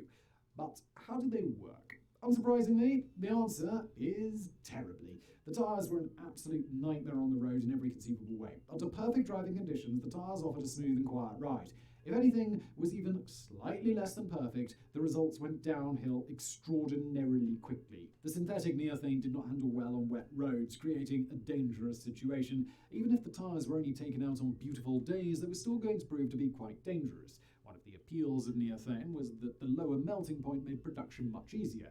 What the engineers should have realised is that this meant the tyres were going to be extremely prone to melting. You've probably smelled burning rubber from car tyres at least a few times in your life. Modern tyres, they're made from vulcanised rubber and they're designed to withstand the demands of modern driving. Wow, so the pretty tires that you've invested in with all the lights and shit would burn, literally burning your money away. Fascinating. Melting the tyres. So the tyres were unsafe for driving, but I mean, at least they look totally badass, right?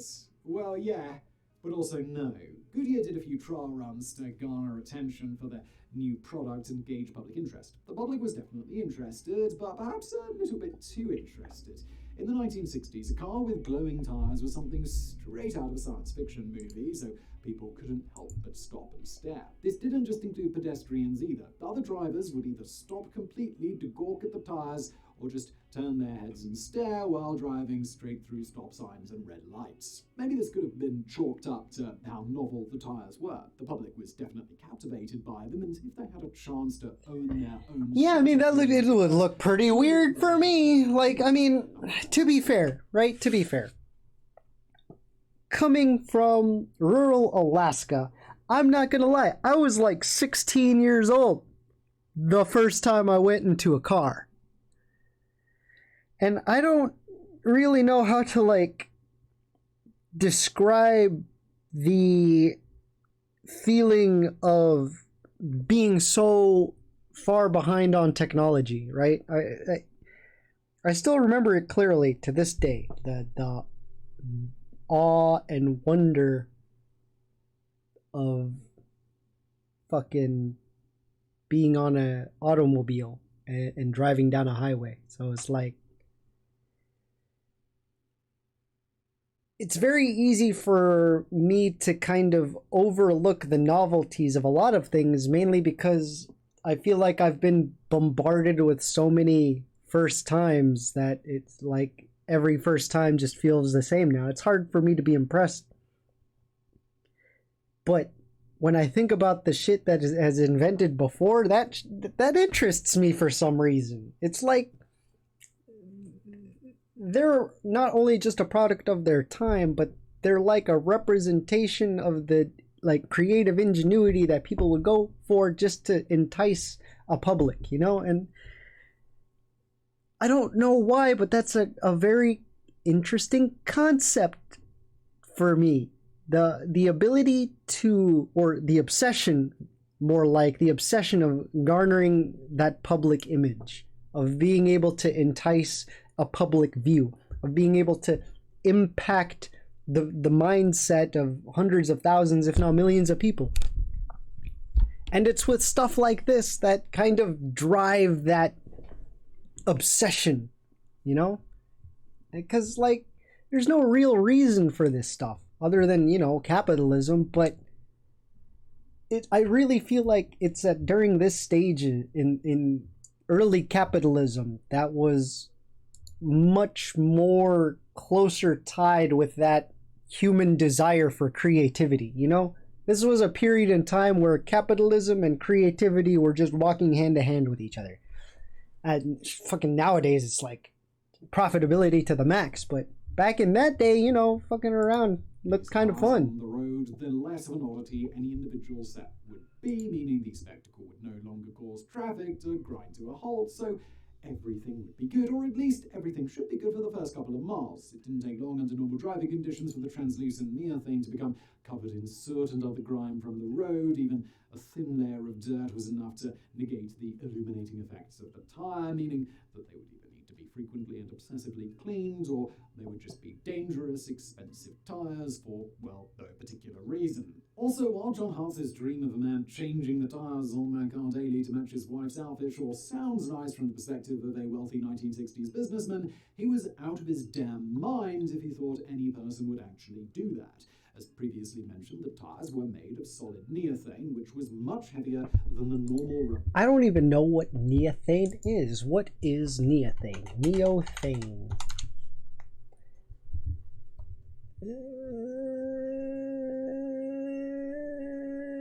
What is neothane though? What is it? What is neothane?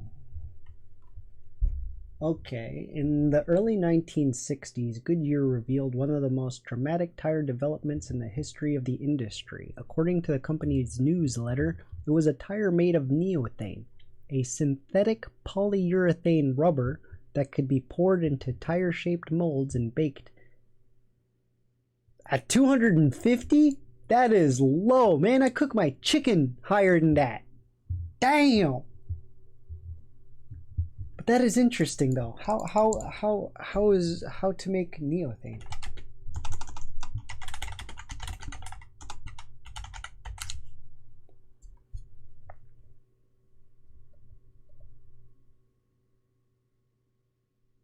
No, how do you make neothane? Whoa.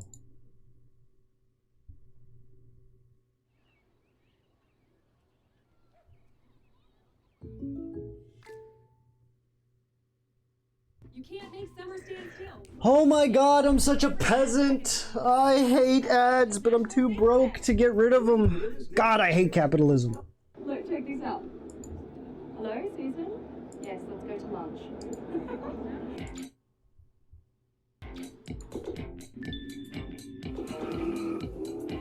What's up, guys? Supercar Blondie here at the Geneva International Motor Show. I found the craziest car.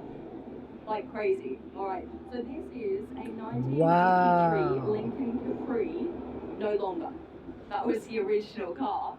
But just look what these guys have done to it. This is Greg.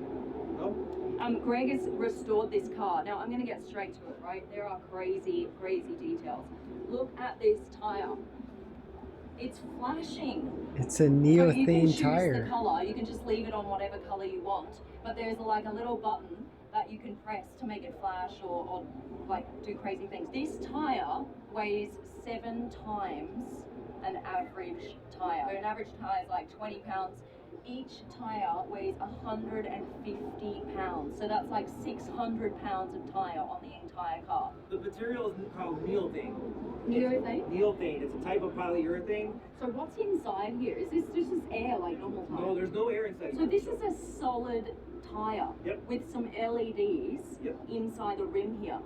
That's crazy. Okay, now, next thing, right? How do you open the door? That's fascinating. Down here, amongst these radio buttons, these were actually taken off radios. It is right here. I'm gonna push this. Here we go. Hey, door's open. All of this is 24 karat gold plating. Who would have thought? Right. Yeah, there's approximately between $3,000 and $4,000 worth of gold on the car. That's crazy. All right, look, check this out. Hello, Susan? Yes, let's go to lunch. What? There's a TV in here. The owner Whoa. of this vehicle, the original owner, was the guy who built the original Batmobile for the TV show. Batman. Wow. George Barris. Alright. Even crazier, I've never seen this before. I promise you've never seen this either. This is the steering wheel. So this steering wheel can be taken out completely, and this turns into the steering wheel. So if you want to steer right, look at that. Whoa. Right, on just this little thing down here. So you'd be sitting in this driving seat with no steering wheel in front of you, and you'd be using this. Now, even crazier is this is also the gas and the brake. If you want to accelerate, you just go forward like this, and if you want to brake, you pull it down. You are controlling the Whoa. entire car, the steering, the gas, and the brake with one little pedal here with your hand. So you're not using your feet at all. This is crazy. Did you do this, or Oh, no. this was his making, Yes, right? after he bought it about 4 years ago, he went back in and started making a lot of modifications. He added the two acrylic domes, Right. which the original one had a much different roof. How do you get into the back? The seat moves Oh, forward, these but ones it's move still very forward. hard to get in there. Right, right. Because you gotta, you're good. You have to really duck to get in there. But he also added the. And there are what 3,000 of these buttons on the car. How many? There's a little over 3,000. And you sourced these buttons from a radio. Yeah, they What originally radio? when they purchased it was a Chrysler from a Chrysler 50-something Chrysler. I How can't do remember you the find exact- that many radio buttons from Well, the same car? They were actually purchased in the time period. Really? Yeah, we actually found the receipt and all his paperwork No for way. him, a receipt for like 4,000 of these buttons from the radio manufacturer itself. They bought them does directly from that? the manufacturer. Doing Wow. that, so now they're just decoration. Yes. The value, yeah. So $750,000 for this car. Now, $750,000. Is it actually for sale? No, it's actually going to be going to Claremont Collections in Chicago, Illinois. Okay. It's a museum in the city that has about 350 vehicles in its Yeah. collection. It's an amazing collection. They've got a lot of one-of-a-kind, very original cars Yeah, like right. this. And once everything is settled down a little bit, it'll find a permanent home there. There you go, guys. Craziest car. Fascinating. I have no idea why I felt the need to, like, become aware of that. Rubber used for tyres. This meant that Goodyear's illuminated tyres weighed 150 pounds, that's 68 kilograms, roughly 7 times more than a normal tyre. At 600 pounds per set of tyres, it would be a lot more sensible to just always wear the same colour outfit. So Goodyear's tyres were dangerous to the driver, other motorists and pedestrians. They were needlessly heavy, they provided no tangible benefit, and after a few miles of driving, they would no longer illuminate. Of course, none of that was enough to scrap this project because people are idiots, and they'll buy anything. What ultimately killed the product was its cost. While neothane was easier to make tyres from than traditional methods, the material was too expensive. The cost of all the wiring to the wheels to illuminate the light bulbs was also far too high. The tyres never made it to market, and so it's unknown how much these brightly coloured death traps would have cost, but whatever the number was, it was more than they felt the general public was willing to pay.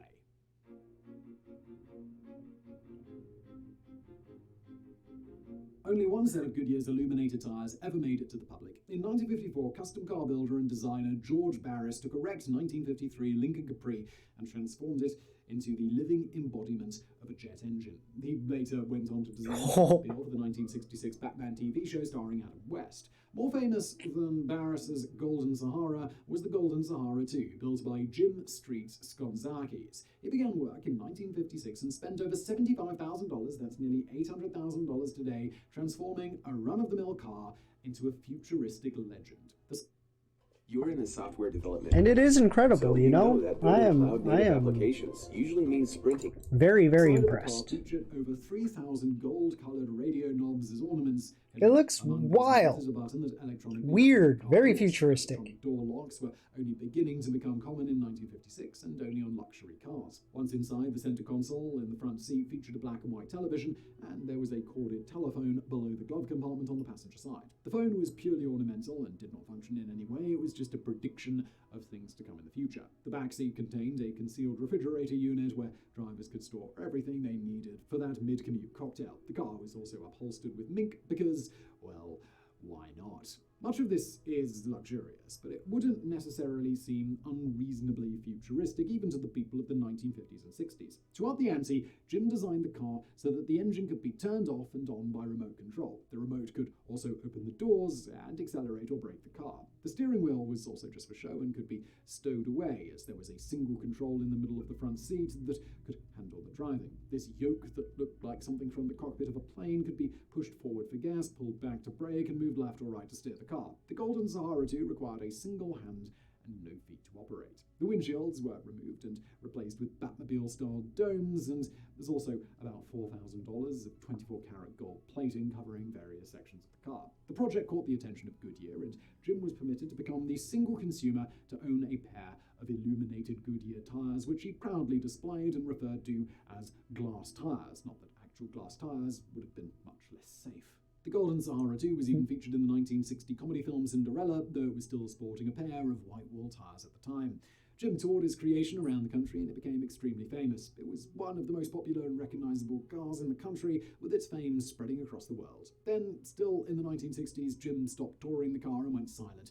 People wondered what had happened to it, assuming that it had been scrapped for parts, but no answers would come until Jim passed away in 2018. It turns out the Golden Sahara 2, which has been parked at Jim's home in Ohio the entire time. Over the years, this one-of-a-kind collectible car fell into disrepair to the point that parts of the futuristic car were being held together by duct tape. The car went up for auction, and Automotive Museum Claremont Collections purchased it for $385,000. The car was fully restored and put on display at the 2019 Yeah, we just saw that. International Motor Looks Show. good. As part of the restoration, Goodyear agreed to furnish the car with a new set of tyres. Instead of neothane, this time the tyres were made out of urethane and were solid the entire way through, whereas the original tyres could hold air. This meant that the new tyres could only be driven at extremely low speeds, not that this car was intended to be anything more than eye candy anyway. The new urethane tyres were also fitted with colour-changing LEDs, allowing the user to either change the colour of the tyres at will or program a pattern for the lights to follow. Those look like just giant freaking treks on a longboard or Goodyear skateboard. truly believed they were onto the next big thing with their innovative illuminating tyres. It wasn't entirely a novel feature either. They believed that brightly lit tyres could increase visibility in certain hazardous driving conditions such as intense fog. They were so confident that they spent 10 years attempting to design and develop colourful tyres that could be driven on safely and retain their lustre for more than a few miles, but to no avail. Will we ever see the tyres like this in the future? No. Probably not. Tyres are the foundation of an automobile, and in the interest of safety, both for driver and for everyone around them, it's best not to mess around with something so important. Besides, there are easier ways to achieve this effect now. Light up rims have Well, existed. that is fascinating. I learned absolutely nothing from that, but I enjoyed every moment of it, because that's what the internet is, and that's why I love it so friggin' much. And now, time to go back to telling my story of why I am the way I am. Ugh. It's a cheap story. It's nothing too much to get off all excited about, you know. In fact, it's filled with a lot of trauma, a lot of bullshit, a lot of things that just did not need to happen, but did anyway. And I can't remember where I left off, but I think it was around that 10-year mark. I was about 10 years old. Leo?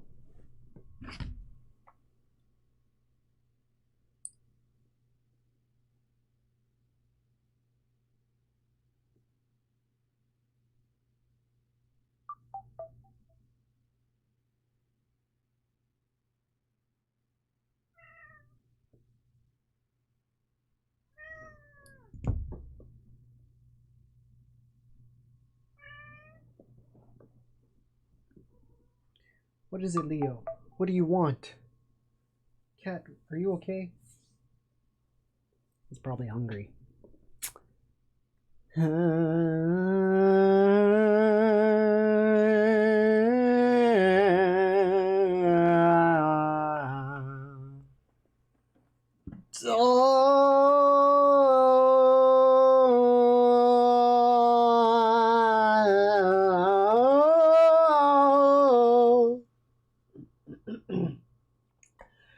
Do, re, mi, fa, sol, la, ti, do, re, mi, fa, sol, la, ti, do, re, mi, fa, sol, la, ti, do, re, mi, fa, sol, la, ti, do, re, mi, fa, sol, la, ti, do, re, mi, fa, sol, la, ti, do, re, mi, fa, sol, la, ti, do. Do, re, mi, fa, sol, la, ti, do. Okay, so I was like 10 years old. 10, right? All 10 digits on me.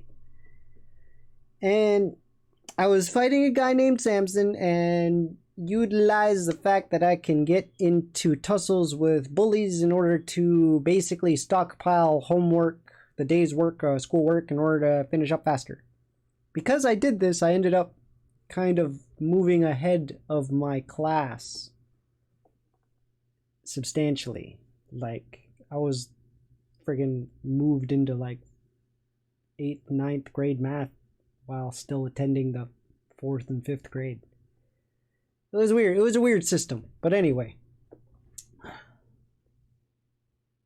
This is when it kind of goes downhill.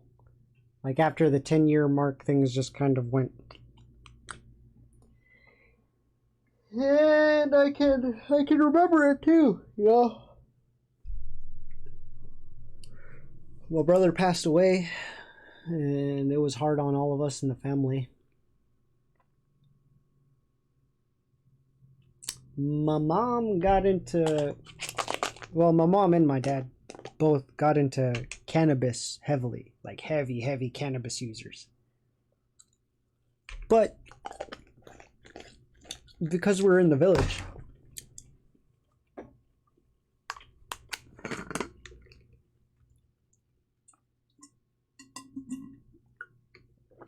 it's not easy to get weed, cannabis, you know? So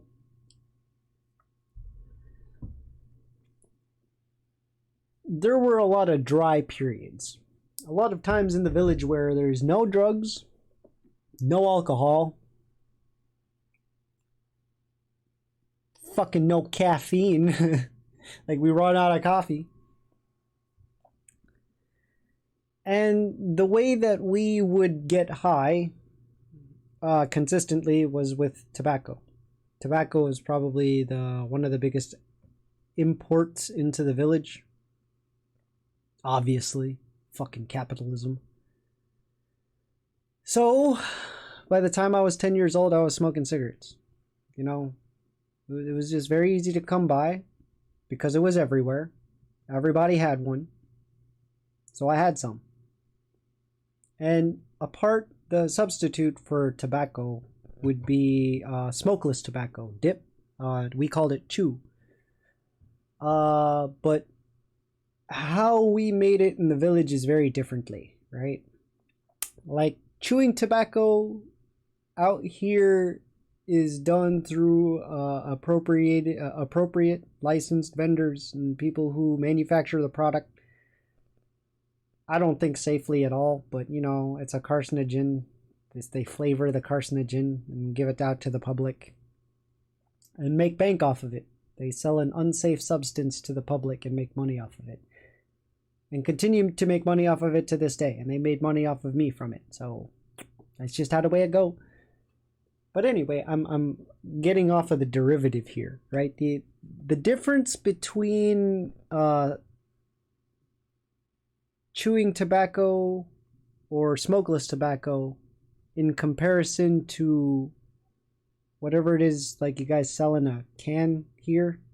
Like, there's a small little can about this big,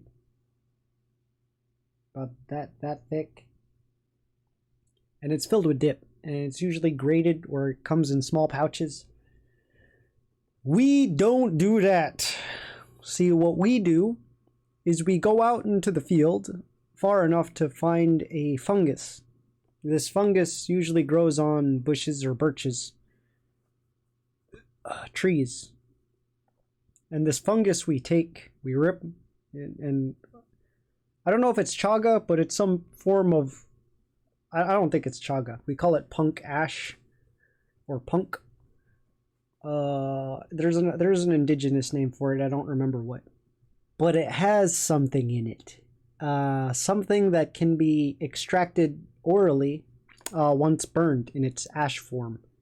So we gather up a bunch of these funguses that dried into these like caps off of the sides of these trees.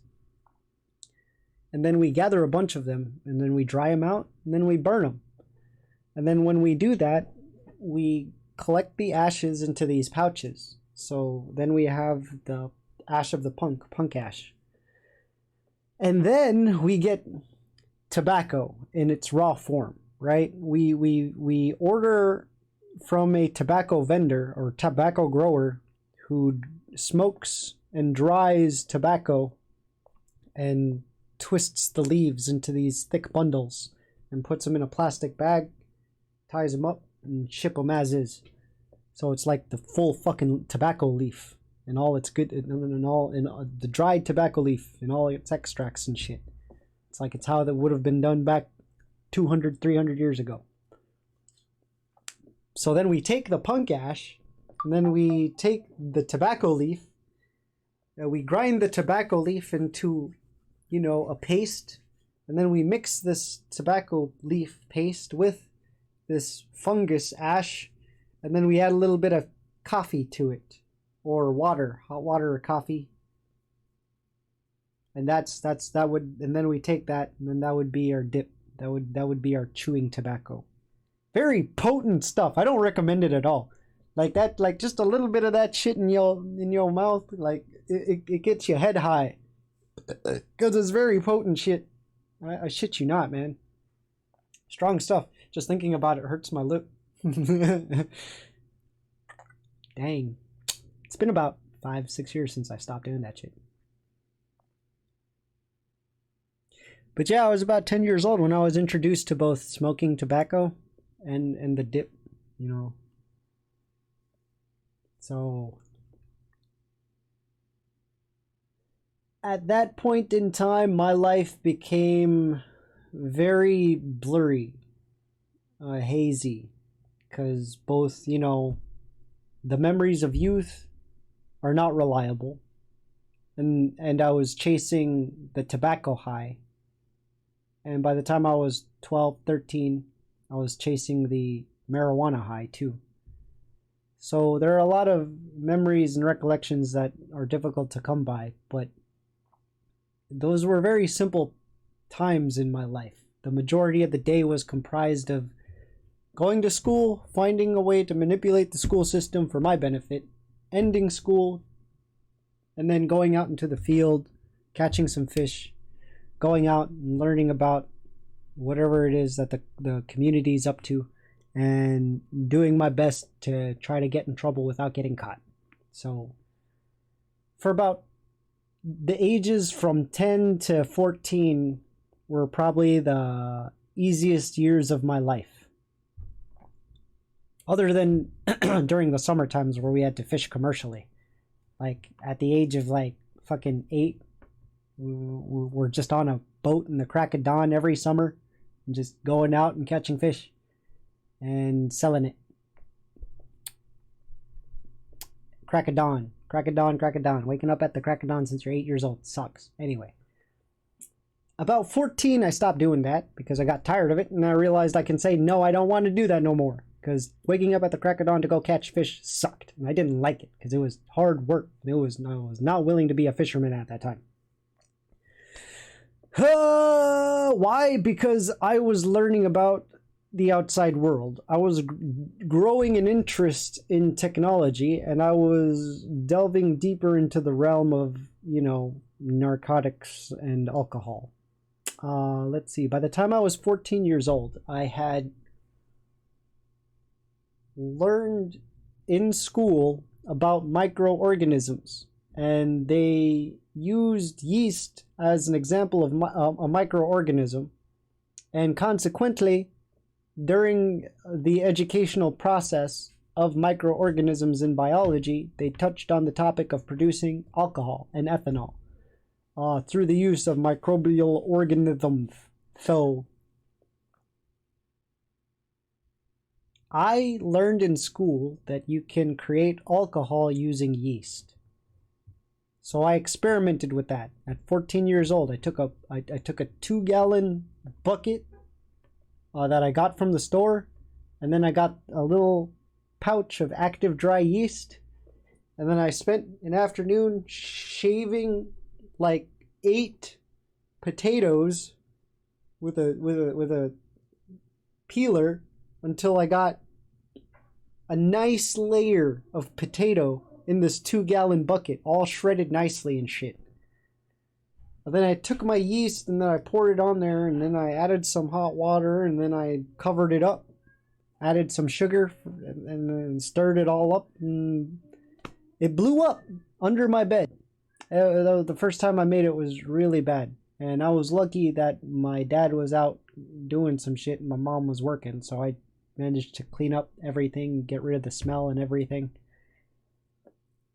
It was wild, and I got really good at it for over the next 4 years, to the point where I was like a regular for some certain people, and it was an interesting lifestyle, not one that I'd recommend either. So yeah, by the time I was 14, I was brewing alcohol on a small scale, which is kind of interesting. Really weird when I think about it, because at that time I was also like really into wrestling, and there were cross country, which is something I was into also, and there was basketball, which is really fun, and then there was the Native Youth Olympics, which is its own beast to itself. But there was a bunch of all different stuff, which I was trying to all do at once, because, you know, I'm a kid and got nothing but time to kill and no reason to make money, so that's what I did as much as I could do. And I did as much as I could do. Everything kind of upended I upended myself, though, when I got a little greedy and kind of went past the cap of my system. Like I went over my yield, and that got me in a bad position with the authorities at that time.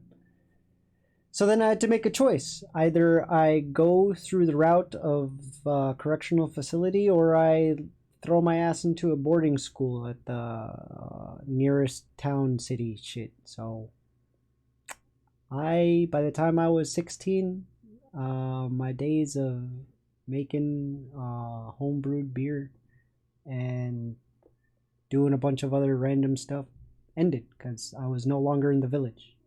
I moved from Quinnahock to Bethel to extend my education out forward. So there's a lot of stuff that I'm leaving out in the village because of the nature of what that is. There's a lot of things that I can't really talk about comfortably in that sense. I mean, I might do a video about it if I ever get big enough to describe any of that shit, but it's really dark shit, and I don't feel the need to describe that shit right now. So I'm 16, I'm in Bethel, Alaska. 16 years in the village, over.